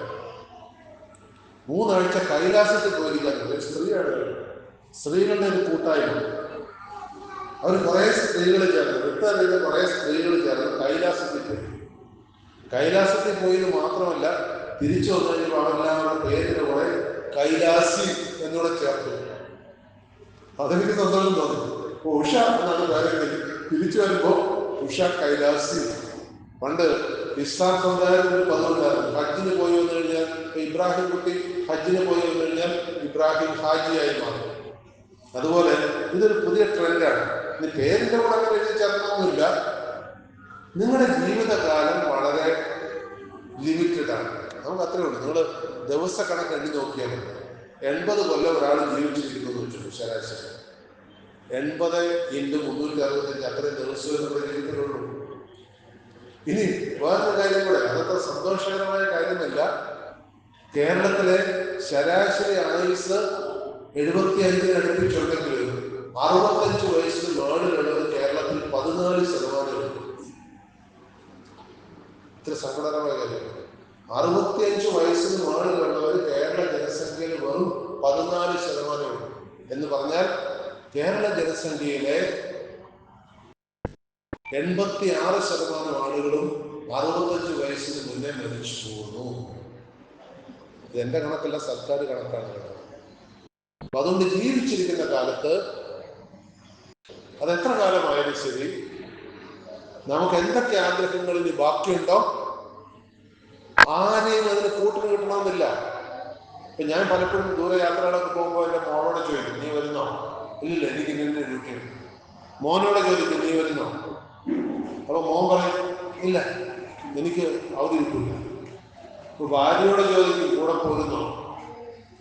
ഭാര്യ ഫ്രീ ആണെങ്കിൽ കൂടെ വരും. പണ്ടൊന്നും ഉണ്ടായിരുന്നില്ല. അടുത്ത കാലത്തായിട്ട് വിളിച്ചാൽ കൂടെ വരുന്നില്ല, ഫ്രീ ആണെങ്കിൽ.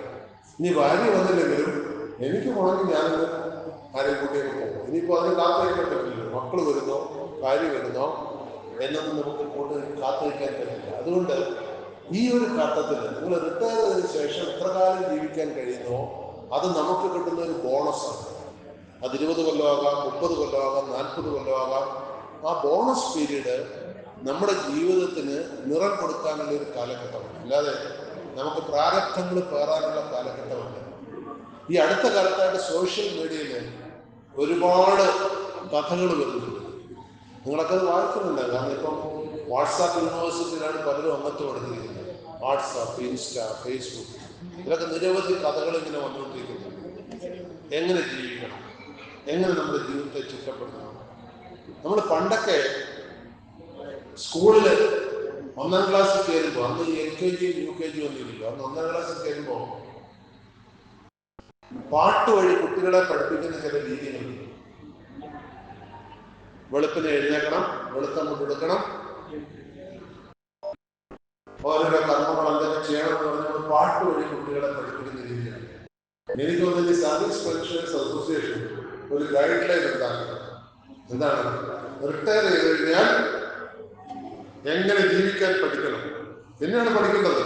അതുവരെ നമ്മൾ പഠിച്ചിട്ടില്ല. റിട്ടയർ ചെയ്ത് കഴിഞ്ഞാൽ ഞാനും സഹായിക്കാൻ വേണമെങ്കിൽ അത്യാവശ്യം കുറച്ച് ഐഡിയാസ് ഒക്കെ തരാം. റിട്ടയർ ചെയ്ത് കഴിഞ്ഞാൽ നമ്മൾ എങ്ങനെ ജീവിക്കണം, ജീവിതത്തെ എങ്ങനെ നിറമുള്ളതാക്കാൻ പറ്റും. നമ്മൾ ജീവിച്ചാലും ഇല്ലെങ്കിലും ലോകം നടന്നുകൊണ്ടേയിരിക്കും. നമ്മൾ സിഗ്നിഫിക്കൻ്റ് ആകുമ്പോൾ നമ്മൾ ഉള്ളിടത്തോളം കാലം മാത്രമാണ്. അപ്പൊ അതുകൊണ്ട് നമ്മുടെ ജീവിതത്തെ എങ്ങനെ വേണമെന്ന് തീരുമാനിക്കാനുള്ള അവകാശം നമുക്കാണ്. കൂട്ടത്തില് ഞാനൊന്ന് പറഞ്ഞു കൊടുക്കട്ടെ, ഈ സംഘടിത ശക്തി ഇനി അധികാരം നമുക്ക് കിട്ടില്ല. സർവീസ് പെൻഷനേഴ്സിന് ദീർഘകാലം പെൻഷൻ കൊണ്ടുതരാനും സമരമാർഗം കിട്ടുവാനും ഉള്ള ശക്തി ഉണ്ടാവില്ല. കുറച്ചു കാലം കൂടി ഉണ്ടാവും. അത് നമുക്ക് ആ കാലം കൂടെ കിട്ടാവുന്നത്ര വാങ്ങിയെടുക്കാം. എന്ന് മാത്രമല്ല, പൊതുവെ സമൂഹം നമ്മളെ പരിഗണിക്കുന്നത് ഒരു ക്രോസ്ഡ് ചെക്കായിട്ടാണ്. ക്രോസ്ഡ് ചെക്ക് എന്ന് പറഞ്ഞാൽ എഴുതപ്പെട്ടു പോയി, ഇനി മാറ്റി എഴുതാൻ പറ്റില്ല എന്നുള്ളൊരു വിഭാഗം. എന്നാൽ ഇപ്പോഴത്തെ ചെറുപ്പക്കാരെ അവര് ലിക്വിഡ് ക്യാഷ് ആയിട്ടാണ് പരിഗണിക്കുന്നത്. അവരെ ദൈനംദിനം ഉപയോഗിക്കാൻ പറ്റുന്നവരാണ്. കുട്ടികൾ പ്രോമിസിങ് നോട്ട്സ് ആണ്, അവർ നാളേക്കുള്ള വാഗ്ദാനമാണ്.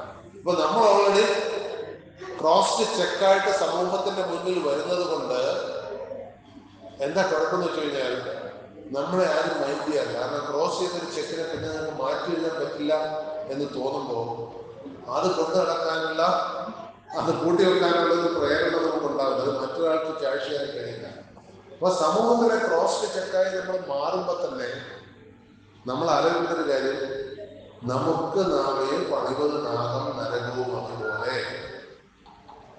കേട്ടിട്ടുണ്ടാവുന്നവര് പ്രശസ്തനായ ഉള്ളൂരിന്റെ വരികളാണ്. നമുക്ക് സ്വർഗം ഉണ്ടാക്കുന്നതും നരകം ഉണ്ടാക്കുന്നതും നമ്മൾ തന്നെയാണ്, അതിന് വേറെ ആർക്കും പങ്കില്ല. ഇനി നമുക്കുണ്ടാകാവുന്ന ചില ദുശീലങ്ങൾ അതുകൊണ്ട് ഞാൻ പറയാം. റിട്ടയർ ചെയ്ത് കഴിഞ്ഞാൽ പിന്നെ നമ്മുടെ ഒരു പ്രത്യേകത, നമ്മൾ വിചാരിക്കുന്നത് നമ്മൾ പറയുന്നതെല്ലാം ശരിയാണെന്ന്. അതുകൊണ്ട് ആരെങ്കിലും അത് ശരിയല്ലെന്നോ അതിനോട് പ്രതികരിക്കുകയോ ചെയ്ത് കഴിഞ്ഞാൽ നമുക്ക് ഇഷ്ടപ്പെടില്ല, ശുദ്ധിയില്ല. അതാദ്യം മാറ്റിവെക്കണം. കഴിയുന്നതും റിട്ടയർ ചെയ്ത് കഴിഞ്ഞാൽ നിങ്ങൾക്ക് ഏറ്റവും കൂടുതൽ പരിശീലനം വേണ്ടത് വായടച്ചിരിക്കാനാണ്. അതിന് പരിശീലനം ഉണ്ട് കേട്ടോ.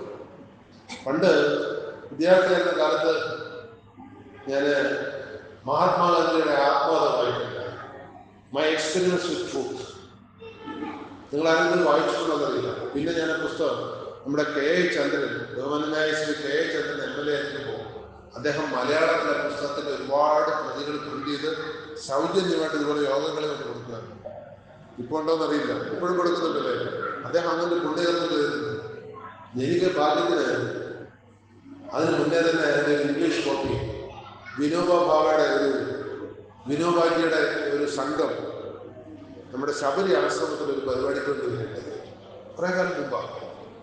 അതിന് വന്ന സമയത്ത് അവരുടെ പരിഭാഷകരായിട്ട് അവർ ഇംഗ്ലീഷിലും ഹിന്ദിയിലുമാണ് പ്രസംഗിക്കുക. അപ്പൊ അത് മലയാളത്തിലാക്കാൻ വേണ്ടിയുള്ള ദൗത്യം എനിക്ക് കിട്ടിയിട്ടുണ്ട്. അപ്പൊ കുറച്ച് ദിവസം അവരുടെ കൂടെ ഉണ്ടായിരുന്നു. അപ്പൊ അവരെനിക്ക് ഇംഗ്ലീഷിലുള്ള മൈ എക്സ്പീരിയൻസ് ട്രൂത്ത് എന്നുള്ളൊരു പുസ്തകം തരുന്നു. അതൊക്കെ അത്ര 90കളിലാണ്. ഞാൻ ആ പുസ്തകം മുഴുവൻ വായിച്ചപ്പോൾ എന്റെ ശ്രദ്ധപ്പെട്ടത്, മഹാത്മാഗാന്ധി എല്ലാ ശനിയാഴ്ചയും തുറക്കില്ലായിരുന്നു. നിങ്ങൾക്ക് അറിയുന്നറിയില്ല, മൗനവ്രതത്തിലായിരുന്നു. അപ്പൊ മഹാത്മാജിയുടെ കൂടെ എപ്പോഴും നടന്നിരുന്ന ഒരു പെൺകുട്ടി ഉണ്ടായിരുന്നു, മീരാബേൻ. അതൊക്കെ അറിയായിരിക്കും. അപ്പൊ മീരാബേൻ ഒരിക്കൽ മഹാത്മാജിയോട് ചോദിക്കുന്നു, Mahatma, why you are keeping silence every week? ഇപ്പൊ മഹാത്മാജി പറയുന്നത് എന്താണെന്നറിയോ? എന്റെ ശരീരത്തിൽ എനിക്ക് നിയന്ത്രിക്കാൻ ഏറ്റവും വിഷമമുള്ള സാധനം എന്റെ നാക്കാണ്. ആ നാക്കിനെ നിയന്ത്രിക്കാനുള്ള പരിശീലനമാണ് ആഴ്ചയിൽ ഒരിക്കൽ ഞാൻ മൗനവ്രതം, ശനിയാഴ്ച മുക്ത മൗനവ്രതം. ഇത് വായിച്ചപ്പോ എനിക്ക് തോന്നി ഞാൻ പരിശീലിച്ചു നോക്കിയാണ്. കുറെ നാൾ ഞാനും ശനിയാഴ്ച മൗനവ്രതം, എല്ലാ ശനിയാഴ്ചയും വായ തുറക്കും. ആദ്യമൊക്കെ വലിയ ബുദ്ധിമുട്ടായിരുന്നു. റൂമിലൊക്കെ ആളുകൾ വന്ന് തട്ടും, ആ താളുണ്ടെങ്കിൽ അറിയില്ല. അപ്പൊ പിന്നെ ഞാൻ പോസ്റ്റർ ഒട്ടിച്ച് വെച്ചു തുടങ്ങി, today I am on silence, please don't disturb. ഇനി പോസ്റ്റർ അവർ നോക്കിയില്ലെങ്കിൽ ഒരു പോസ്റ്റർ എടുത്ത് കയ്യിൽ വെച്ചേക്കും. ആരെങ്കിലും വരുമ്പോൾ ഇതെടുത്ത് കാണിച്ചു കൊടുക്കും, today I am on silence, please don't disturb. കുറച്ചാൾ കഴിഞ്ഞ് പിന്നെ ആളുകൾ ശല്യപ്പെടുത്താറായി. അപ്പോഴെനിക്ക് മനസ്സിലായി, ഈ മൗനവ്രതം എടുത്തുകൊണ്ട് വീട്ടിലിരിക്കാൻ ഇത്ര ബുദ്ധിമുട്ടാണ്. അന്ന് ഞാൻ അവിവാഹിതനാണ്. അപ്പൊ അതുകൊണ്ട് ഹോസ്റ്റലാണ് താമസിച്ചത്. അപ്പൊ ഞാൻ എന്ത് ചെയ്യും, ശനിയാഴ്ചകളിൽ ഒന്നിന് ഊട്ടിക്ക് പോകും, അല്ലെങ്കിൽ അട്ടപ്പാടിക്ക് പോകും. അവിടെ സൈലന്റ് ആയിട്ടുള്ള വനങ്ങളുണ്ട്, ഊട്ടിയിലുണ്ട്, അട്ടപ്പാടിയിലുണ്ട്. ഈ സൈലന്റ് ആയിട്ടുള്ള വനങ്ങളിൽ പോയി കഴിഞ്ഞാൽ ഒരാൾ നമ്മളെ ശല്യപ്പെടുത്തില്ല. വന്യമൃഗങ്ങളുണ്ടെന്ന് മാത്രം നോക്കിയാൽ മതി. അട്ടപ്പാടിയിൽ പക്ഷെ ഊട്ടിയിൽ വന്യമൃഗങ്ങളൊന്നുമില്ല. അവിടെ പോയി നമുക്ക് ഒരു ദിവസം ഇങ്ങനെ ശാന്തനായിട്ട് നിന്ന് കഴിഞ്ഞാൽ നമ്മുടെ നാക്കിനെ കുറച്ച് നിയന്ത്രിക്കാൻ പറ്റുമെന്നൊരു ധൈര്യം. അങ്ങനെ കുറെ നാൾ പരിശീലിച്ച് നോക്കി കുറെ നാൾ അതൊക്കെ നടക്കും. പക്ഷെ പിന്നെയും നമ്മുടെ നാക്കല്ലേ അത് നമ്മുടെ കയ്യിലേക്ക് പോകും. ഞാൻ പറഞ്ഞു വരുന്നത് റിട്ടയർ ചെയ്തവർക്ക് കിട്ടേണ്ട ഒരു പരിശീലനമാണ് നമ്മുടെ നാക്ക് നിയന്ത്രിക്കാൻ കഴിയും. ഞാൻ നിർത്തുന്ന സമയം പറയണം കേട്ടോ. ഓക്കെ ഓക്കെ ഓക്കെ ഞാൻ സൂചിപ്പിച്ചത് സമയം കൂടുതൽ കിട്ടണമെന്ന് ഇതിനോട് കൂടുതൽ കാര്യങ്ങൾ പറഞ്ഞാണ്. കാരണം നമ്മുടെ സമൂഹത്തിൽ ആർക്കും നമ്മുടെ ഉപദേശം ആവശ്യമില്ല. നിങ്ങൾ തന്നെ നോക്കൂ, നിങ്ങളുടെ കുടുംബത്തിലുള്ളവരോട് നിങ്ങളൊന്ന് പറഞ്ഞു നോക്കൂ, അവർക്കത് ഇഷ്ടമാണെന്ന് പരിശോധിച്ച് നോക്കൂ. ഇഷ്ടമായിരിക്കില്ല. അപ്പോൾ റിട്ടയർ ചെയ്ത് കഴിഞ്ഞാൽ കഴിയുന്നത് കുടുംബത്തിൽ ലഹള ഉണ്ടാകാതിരിക്കണമെങ്കിൽ ഏറ്റവും നല്ല ആദ്യത്തെ കാര്യം നാക്കിനെ പരമാവധി ഉപയോഗിക്കാതിരിക്കുകയാണ്. രണ്ടാമത്തെ കാര്യം ചെവിയെ പരമാവധി തുറന്നു വെക്കുക എന്നുള്ളതാണ്. ചെവി അടച്ചു വെക്കരുത്, എല്ലാം കേൾക്കണം. ചുറ്റും നടക്കുന്നതിനെല്ലാം നമ്മൾ ഒബ്സർവ് ചെയ്യണം. കണ്ണും പരമാവധി തുറന്നു നോക്കണം. കാണുന്നതും കേൾക്കുന്നതെല്ലാം നമ്മുടെ ഉള്ളിലേക്ക് പോകണം. അപ്പൊ നമുക്ക് ചില സത്യങ്ങൾ മനസ്സിലാവും. പക്ഷെ പ്രതികരിക്കില്ല.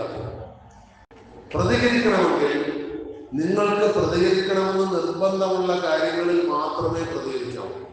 നമുക്കുള്ളൊരു കുഴപ്പം കണ്ടതിലൊക്കെ കേട്ടതിലൊക്കെ കയറി പ്രതികരിക്കും. ഉദാഹരണത്തിന് മരുമോൻ വന്ന് മോളെ വിളിക്കുന്നു, വാ നമുക്കൊരു സിനിമയിൽ പോവാം, നമുക്കൊരു സിനിമയ്ക്ക് പോകാമെന്ന് വിളിക്കും. നിങ്ങൾ കേട്ടോണ്ടിരിക്കുകയാണ്. നിങ്ങൾ പ്രതികരിക്കേണ്ട വല്ല ആവശ്യമുണ്ടോ? മരുമോൻ മോളെ സിനിമയ്ക്ക് വിളിച്ചോണ്ടെന്ന് നിങ്ങൾക്കെന്ത്? പക്ഷേ നമ്മുടെ പ്രതികരണശേഷി കൂടുതലല്ലേ. അതെന്തിനാ ഇപ്പൊ പോകുന്നത്? മതി, കുടുംബ പ്രശ്നം. അപ്പോ പ്രതികരിക്കേണ്ടത് അത്യാവശ്യം നിങ്ങൾ പ്രതികരിക്കണമെന്നുള്ള ഘട്ടങ്ങളിൽ മാത്രം, അല്ലാതെ കൂടുതൽ പ്രതികരിക്കുന്നതാണ് നമ്മുടെ കുടുംബ പ്രശ്നങ്ങൾക്കെല്ലാം കാര്യം. നിങ്ങളുടെ നാക്കിനെ നിയന്ത്രിക്കുകയും കണ്ണിനെയും ചെവിയെയും പരമാവധി തുറന്നു വെക്കുകയും ചെയ്തു കഴിഞ്ഞാൽ നമുക്ക് ഒരുമാതിരി പ്രശ്നങ്ങളൊക്കെ ഇല്ലാതാവും. പക്ഷെ അത് കഴിയുന്നില്ല. കാരണം എന്തുകൊണ്ടാണെന്ന് അറിയില്ല, പ്രായം കൂടുന്തോറും നാക്കിലെ എല്ലുകൾ കുറച്ച്, നാക്കിലെ എല്ലില്ല, അസ്ഥികൾ കുറച്ച് ലൂസായി വരുന്നതാണ് സംശയം. അനിയന്ത്രിതമായി അത് പ്രവർത്തിച്ചുകൊണ്ടേയിരിക്കും. അതുകൊണ്ട് ഒരു കാരണവശാലും റിട്ടയർമെന്റ് ലൈഫില് മിനിമം ടോക്കിംഗ് ആൻഡ് മാക്സിമം വർക്കിങ്ങിലേക്ക് മാറ്റാൻ നമുക്ക് കഴിയണം.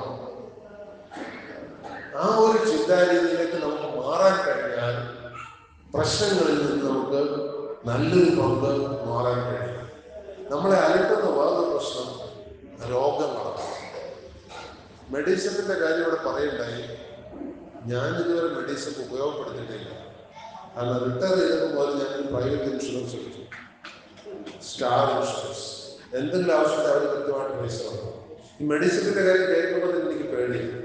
ഞാൻ റിട്ടയർ ചെയ്തിട്ട് ആദ്യമായിട്ട് ചുമതലയെടുത്ത അഹില്യ ഗ്രൂപ്പിന്റെ ഡയറക്ടറായിട്ടാണ്. അഹില്യയുടെ ഹോസ്പിറ്റലിലെ മെഡിസിൻ ഉണ്ടായിരുന്നു. കുറെ കാലം കഴിഞ്ഞപ്പോൾ നിർത്തി. എന്താണെന്നറിയോ? കോടിക്കണക്കിന് രൂപ കിട്ടാനുണ്ട്. സർക്കാർ തരട്ടെ, ഹോസ്പിറ്റലിന് കോടിക്കണക്കിന് രൂപ കിട്ടാനുണ്ട്. അപ്പൊ എന്ത് പറ്റി? കേരളത്തിൽ അങ്ങോളം ഇങ്ങോളം ഉണ്ടായിരുന്ന ഈ സ്ഥാപനങ്ങൾ മുഴുവൻ, ഹോസ്പിറ്റൽസ് മുഴുവൻ കഴിയാവുന്നതും മെഡിസപ്പ് നിർത്താൻ ശ്രമിക്കുന്നില്ല. അപ്പൊ അതുകൊണ്ട് മെഡിക്കൽ ഇൻഷുറൻസ് ഒരു നല്ല വഴിയാണ്. നിങ്ങൾക്ക് കഴിയുമെങ്കിൽ മെഡിസപ്പിനെ എത്രമാത്രം വിശ്വസിക്കാമെന്ന് എനിക്ക് ഇപ്പോഴും സംശയമുണ്ട്. കാരണം സെപ്റ്റംബർ 1 തൊട്ട് പുതുക്കിയ രീതി വരുന്നു എന്നൊക്കെ പറഞ്ഞു. പക്ഷേ അത് ഡേറ്റ് നീട്ടിയിട്ടുണ്ട്. സെപ്റ്റംബർ 15 വരെ നമുക്ക് നീട്ടിയിട്ടുണ്ട്.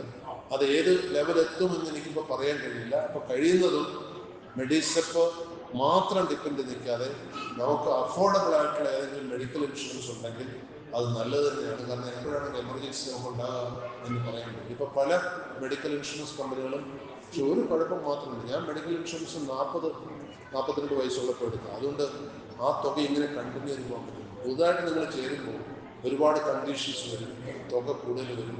റിട്ടയർ ചെയ്തതിനു ശേഷം എടുക്കുമ്പോൾ തുക കൂടുതൽ വരും. അങ്ങനെയുള്ള ചില ബുദ്ധിമുട്ടുകൾ അതിലുണ്ട്. ഞാൻ ദീർഘിപ്പിക്കുന്നില്ല. സമയം കുറച്ചുണ്ടായിരുന്നുകൊണ്ട് ഞാൻ നിങ്ങളുടെ പല കാര്യങ്ങളും പറഞ്ഞു. നമുക്കൊരു ഗുണമുണ്ട്, നമ്മുടെ ചെവി ഇങ്ങനെയാണ്. ഇതുവഴി കയറിയാൽ ഇതുവഴി പൊയ്ക്കോളും. എന്തെങ്കിലും അതിനിടയ്ക്ക് നിങ്ങളുടെ തലയിൽ ഉടക്കി നിൽക്കുന്നുണ്ടെങ്കിൽ അത് നിങ്ങളുടെ ഓർമ്മയിൽ ഉണ്ടാവും. അപ്പൊ എന്തെങ്കിലും കുറച്ചെങ്കിലുമൊക്കെ നിങ്ങളുടെ ഓർമ്മയിൽ ഉണ്ടാകട്ടെ എന്ന് ആശംസിച്ചുകൊണ്ട് ഇതിന്റെ സംഘാടകർക്ക് ശരിക്കും ശ്രീ പ്രസാദിനെ വിളിക്കുന്ന സമയത്ത് എനിക്കൊരു ജാള്യത ഉണ്ടായിരുന്നു. കാരണം റിട്ടയർമെന്റിന് ശേഷം ഇതുവരെ KSSB-യുടെ ചടങ്ങിൽ വരാനിയതുകൊണ്ട് ഇന്ന് വരുന്ന ബുദ്ധിമുട്ടല്ലേ എങ്കിലും പിടിച്ചോട്ടനെ ഞാൻ വരാമെന്നാണ്. പ്രത്യേകിച്ചും ഞാനിപ്പോൾ മിക്കവാറും ദിവസം യാത്രകളിലായതുകൊണ്ട് പാലക്കാടുള്ള ദിവസങ്ങൾ കുറവാണ്. അപ്പം അങ്ങനെ ഒരു ദിവസത്തിന് ഇത് കിട്ടിയതുകൊണ്ട് സൗകര്യമായി.